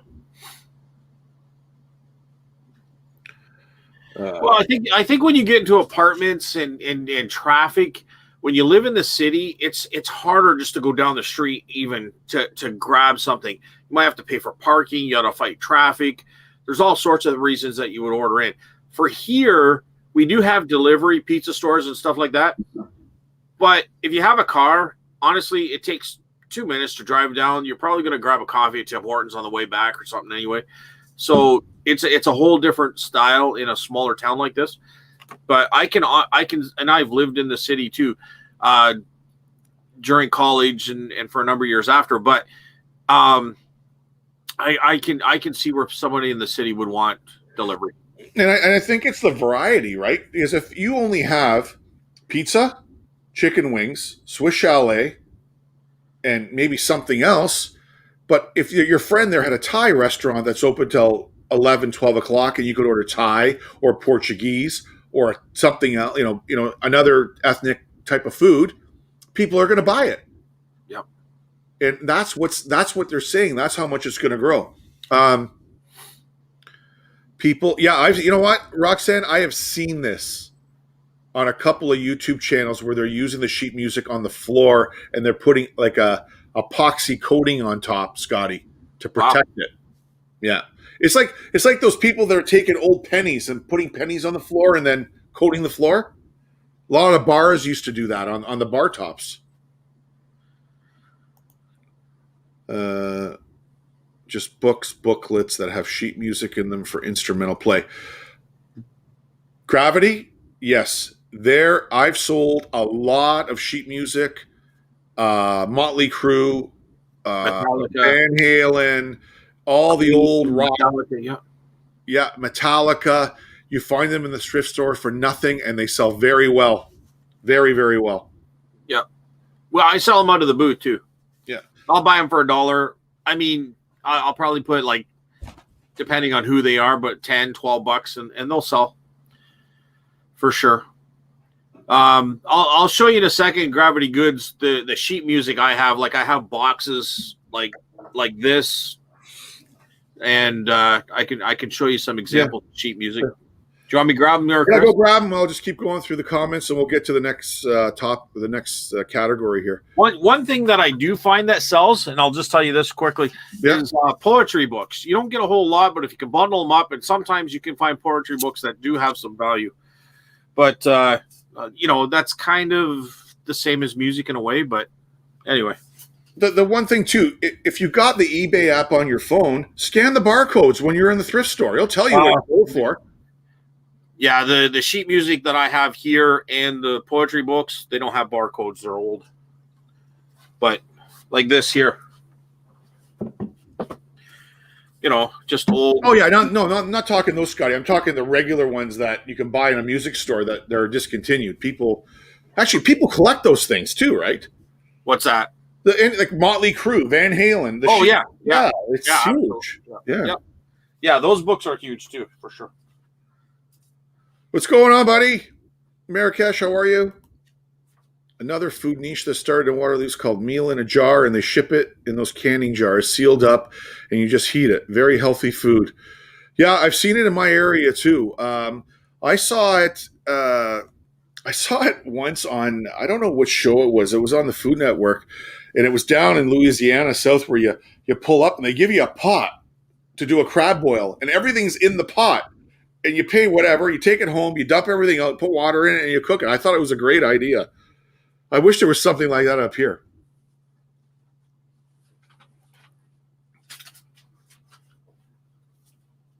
You got this. I'm Cameroon. You got this. Okay. Thanks. Yeah, take a look for them. But get your eBay app and scan the barcodes. It'll tell you what they sell for, man. Well, till Scotty's going to show what he's going to show. And Here's just an older book. I don't know. But there's a cover there. I don't know. I haven't looked this up yet. I haven't looked through this box for a while since I got it, but so I don't even know what I'm looking at right now. But these are booklets, but they're just music booklets, religious hymn booklets, the old ones I've sold to. There's an Easter booklet, probably it's all music. We got this from a music teacher, and she collected this kind of stuff. So some of these are really old and fragile, but I mean, we got boxes and boxes of this stuff, but it's just old sheet music. And there's only like 3 or 4 sheets each time. Would you sell that on Etsy? Sorry, Scotty, I don't know if you said that. I'm gonna sell them on Etsy. Yeah. And even the ones that are rough, like this one here, sometimes people don't really care because they're gonna frame and they'll just use it for this. Yeah. You know what I mean? Because it's from the 30s or something. Yeah, I know what you're saying. But I'd have to go through it. Like, what do I got? Like, I got 4 boxes just like this, just full of sheet music. So I don't even, some of it is really old and rockety. Some of it is good. But like some of it is damaged pretty bad. I don't know if I can get anything for that kind of stuff. You never know. You never know. That's right. Buddy, those 3 guys sold used medical equipment and they made $538,000. I know. You could sell a ripped up, like, you know what I mean? Somebody's going to be looking for this stuff, Scotty. Oh, I know. I agree. Yeah. But this is some of the, like, the ones I looked through weren't quite this beat up. Some of these are really beat up. But So Gravity's saying, yeah, those type of booklets. oh, the booklets I showed at the beginning, they're older. I need to snag those next time I see it. And then, hey, Rita D. But I'll do it. I'll do a show. I'll do a show on these. I don't want to just waste all the time on this live. Yeah, no. I'll look through it. I haven't even looked through them yet. Yeah. Just briefly, I was at an estate sale. I looked through them. But, yeah, they do have value. They do sell. We've had people come in and actually request and ask if we have any at the booth. So, Okay, so we're all caught up. The next thing on this list, Scotty, and it was interesting, was shapewear. You know what shapewear is? Shapewear. Yeah. Is that like a dish or something, like some sort of pottery? No. It's tight-fitting underwear designed to control the shape of your body. So I guess if you're overweight and they don't call it underwear, they don't call it spandex, they call it shapewear. Or a girdle. And they're saying this market's going to grow to $6 million by 2022. Wow. And average selling price, $32. Google search volume, 210,000 searches for sellers selling shapewear. All right. Let's catch up. What's this here? Yes, they sell $500, but they'll be spending in jail. He meant 500K. Oh yeah, the guys that are Well, they're going to court tomorrow. So if I get an update on the next show, I'll tell you if they're in jail or not. Yeah. Yeah. So the next one was weight loss, which everybody is always trying to lose weight, Scotty, and be healthy and everything else. And what the next category is Japanese tea, Japanese green tea that you drink that helps you lose weight. But and I don't know anything about tea, so I might be pronouncing this, butchering it. So anybody in the room, let me know. I think it's called mat chai, Matcha, mat chai. And this is the next green tea that everybody's jumping on.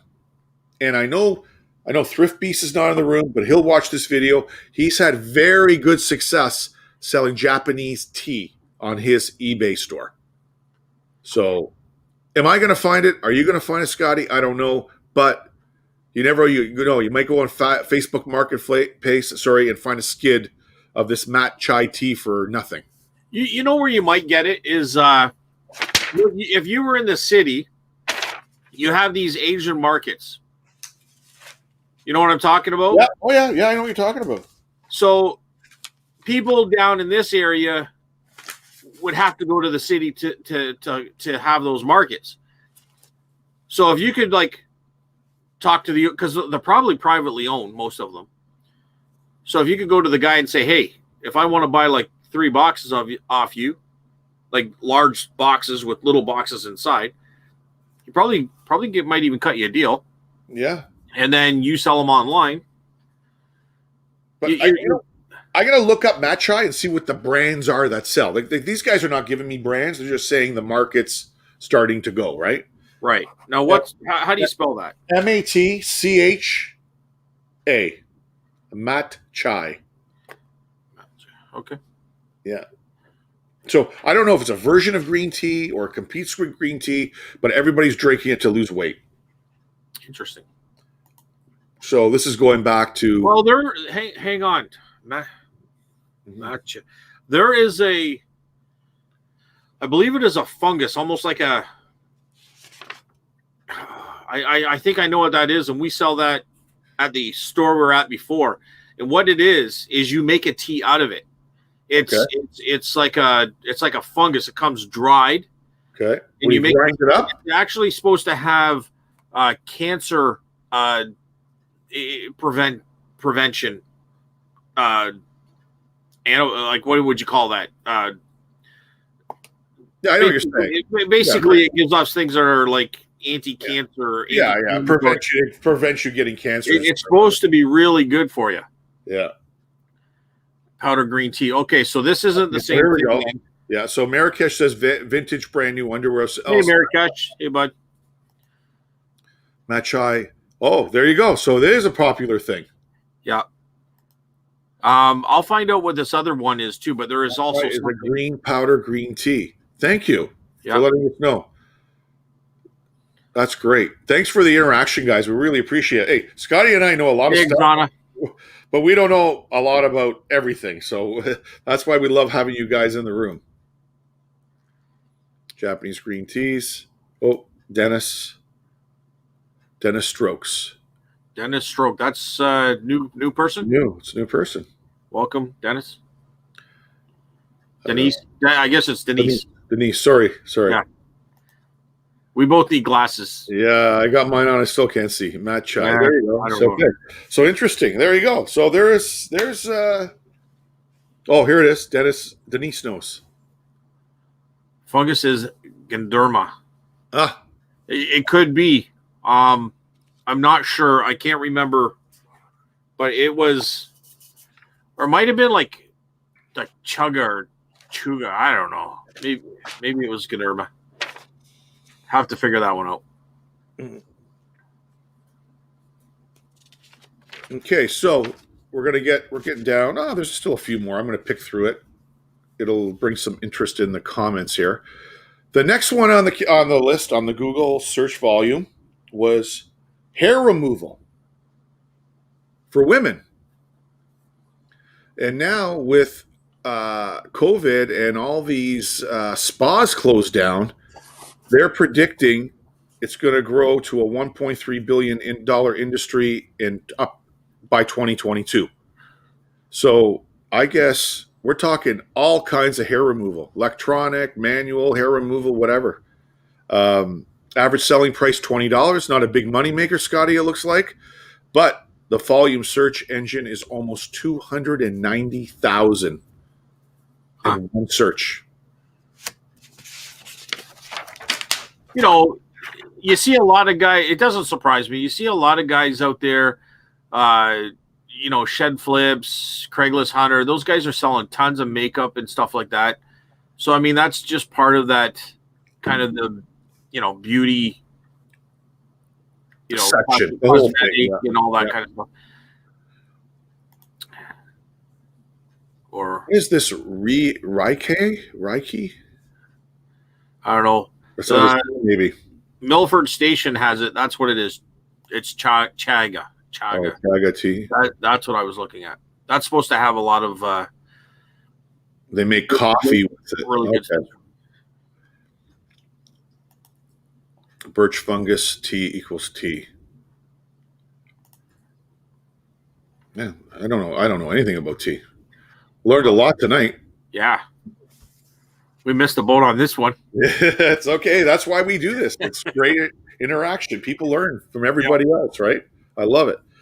I like this one.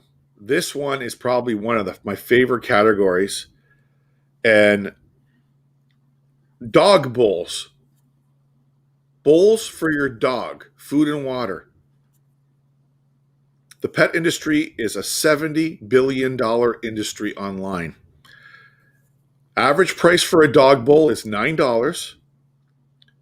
And the Google search volume for a dog bowl, Scotty, what do you think it is? How many? I have no clue.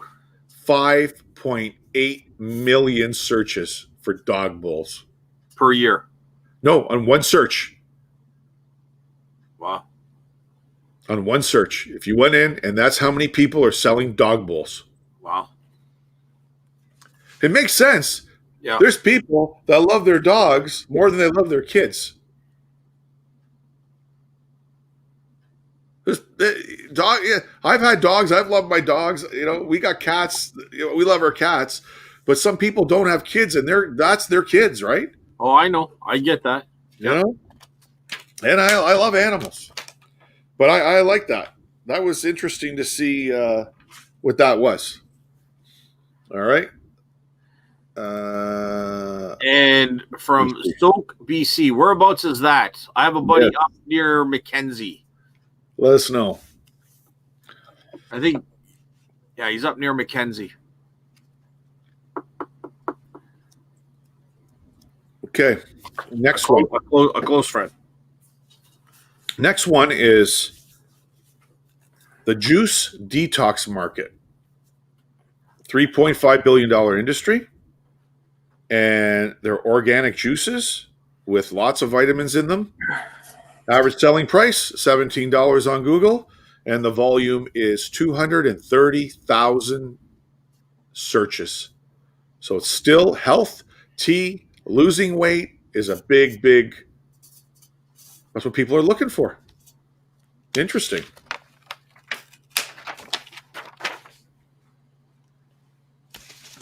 A little bit out of our category there, buddy. But you know what? It is what it is. Somebody's making money off it. Oh, they're making money. They're making money.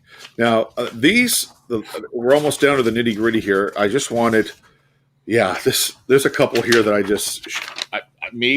don't know. Okay, listen to this one. Eyelash extensions. Eyelash extensions, average price $10, 100,000 Google search volume. $1.3 billion industry by 2023. Wow. Crazy money, eh? It's crazy money. It's crazy money. Yeah. crazy money. And then the last one, I'm flipping through some that are not in very, very interesting, which will surprise people. But this one is different. And it makes, when I read this one and the amount of searches for this, and I'm not in this market at all, and you're not either, but we may want to start getting into it because men's wedding rings. And let me explain something to you. Let me give you the data first. Average selling price $12, 6.7 Google searches, and what it is because of same-sex marriages. They're not going to a jeweler. The men that are marrying the same gender, they're going on Google to go find a vendor that will sell them a wedding ring. Where the female side would want to go to a jewelry store and buy it there. So that's the market. That is the market trend for men's wedding rings. So hang on here. So what is the material of the ring? Is it gold? It could vary. The average selling price is $12. It could be gold. It could be whatever. For $12, it's not gold though. No, I know that, but 6.7 million searches for vendors that sell men's wedding rings. Wow. Crazy. That's a lot of money, man. Even if you took $12 and multiplied it by 6.7. All right, I'm done the list. Okay, here we go. Vancouver Island. There you go. Okay, cool. No snow. So you missed one. Oh. Milford Station there. It's beautiful. Okay. Beautiful.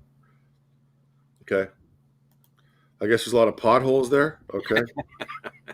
I think it's a location. Oh, okay.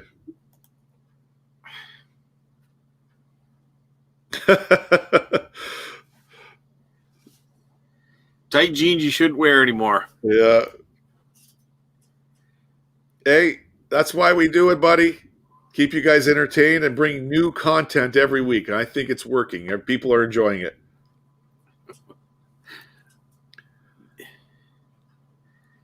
The engagement ring leads to the wedding ring, and that leads to the suffering. So are you guys like married?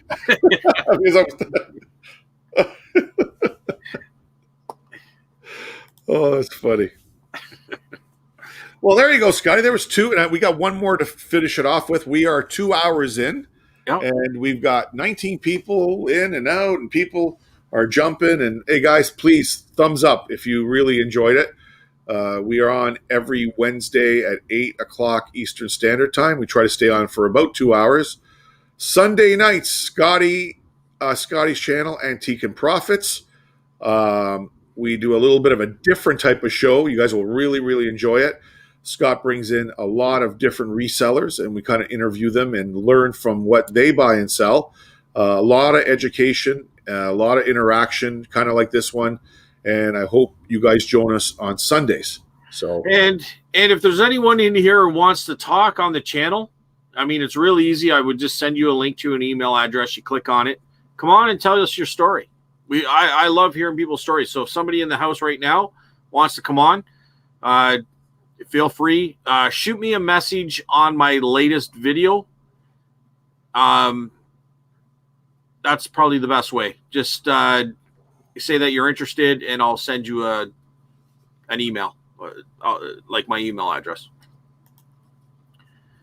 we saw that. And Chris comes on that show with me as well, so he'll be there, and he's very knowledgeable on eBay and can answer questions. I mean, it jives pretty nicely with the two of us. So, any latest picks this week? Well, actually, I do, and I'm going to do a video about it, talking about something else. I'll probably do it this weekend. I'll show you. Not a lot. It's not crazy, guys, but it's basically taking $5 and flipping it into maybe 80. So I'll just show you that. There you go. That's the answer there, Scotty. Silicone wedding rings. That's why they're so cheap. Silicone. Popular in the trades. Well, silicone had a different meaning when I was. Yeah, don't even get into that. Okay, Marrakesh, you want to be on? Contact Scotty on his channel. We'll have you on a Sunday night if you want. Yeah, Marrakech, absolutely. I'll give you my email address right now. It's all letters, so just can I write a message in here? I'll just post a comment. Can you do a comment? Yeah, I'll just I don't know. It's not it doesn't show me here where I can. You might have to go to YouTube and hit the channel and do it there, right? Okay, let me I'll just that's a good idea. I'll put up my my email address. Yeah, just put it up there. So you guys know we're trying to keep both shows different. We don't want to kind of overlap. The interviews are going to be basically on Sundays. This channel here is more for bringing you different information in the reselling world. Try to make it interesting. I've been online constantly looking for new information, and hope you guys enjoy it. Like I said, if you want to see something different, let us know, and we'll put it on this channel. But again, we really like doing the interviews on Sundays. It's a perfect time slot for that. So, all right. So we got it. Yeah. Did it go through? No, it'll come through in a minute. It's always delayed, eh? Okay. All right. There's always that delay. Yeah. So Marrakech, just send me an email, and there it is. Yeah, there it is. Here, I'll put it right here. Anybody else interested? Send me an email. Yeah. So if you guys want to be on our other show on Sundays, there it is. Contact Scotty. He'll arrange everything. Get you guys all set up. Yeah. Give me just a little sentence of what are you on eBay, Etsy? Are you looking to do it? Have you done it and stopped? Whatever your situation is. If you have a YouTube channel as well, right? Yeah. No. Absolutely. We'll plug the channel. Okay. Yeah. All right, buddy. So we got one last one, and I don't really like what's happening, because you're a pet lover. I'm a pet lover, and what happened back in the first shutdown? A lot of people were at home, and they went and they adopted or purchased puppies.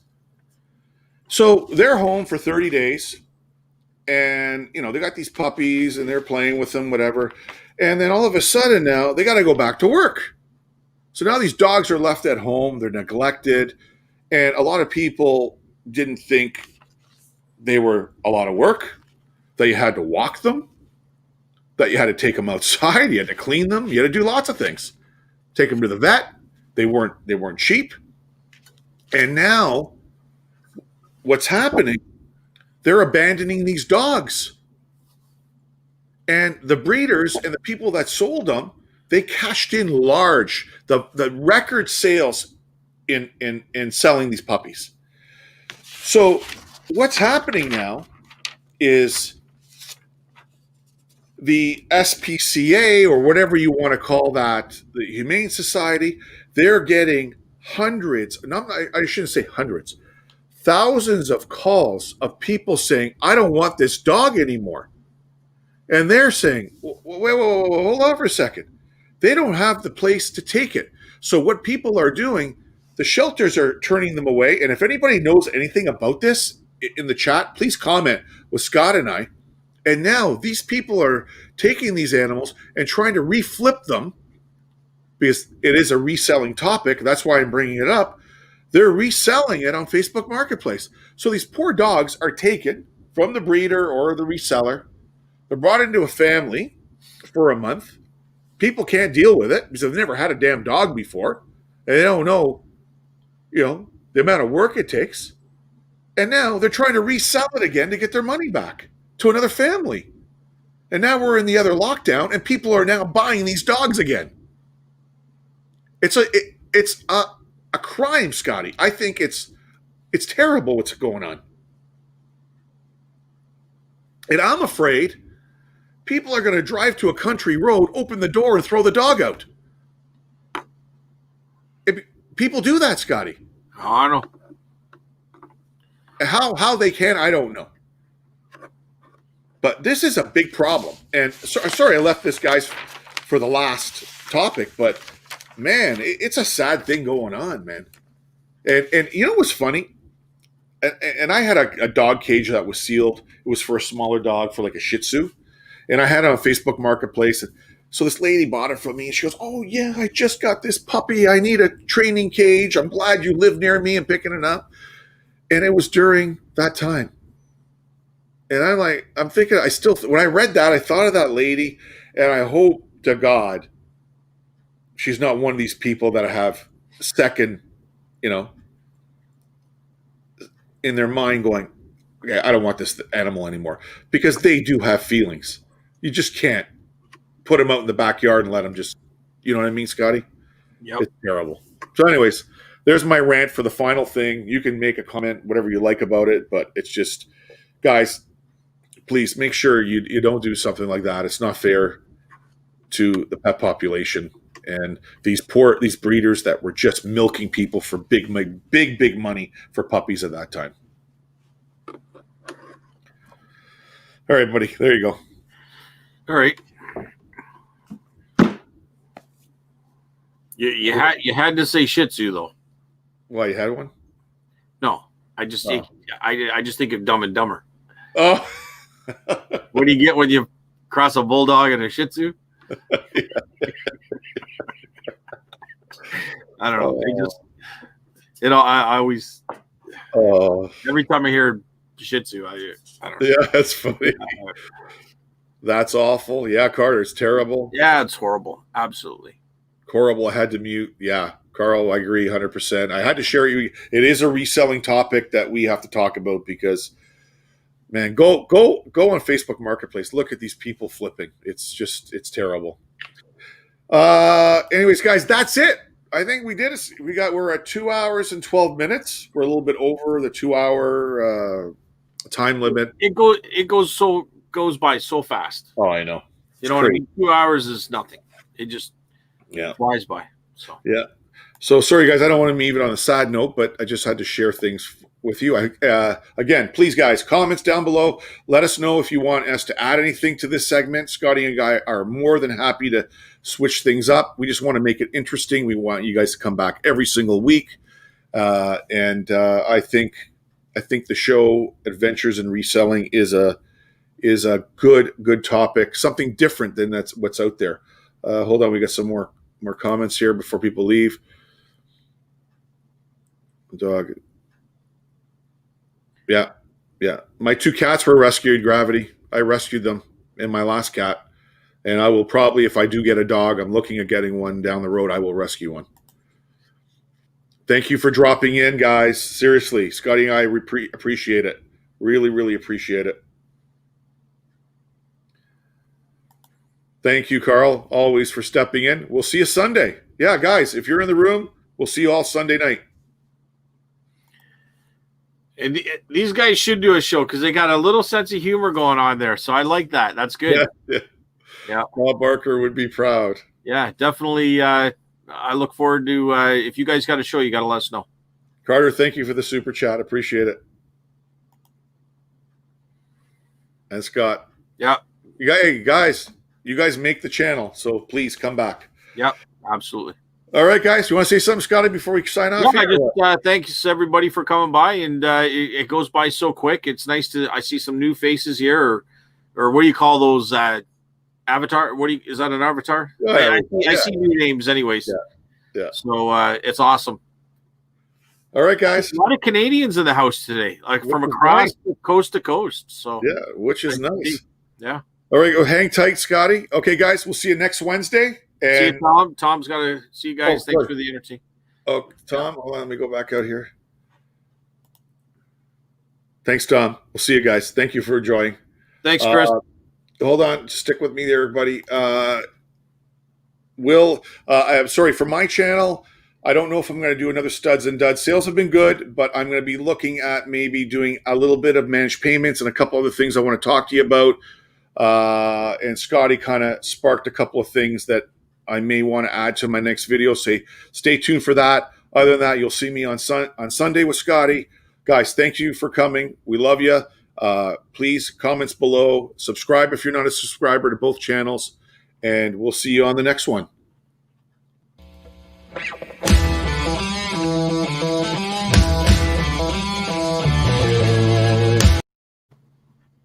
All right. Did you shut it off?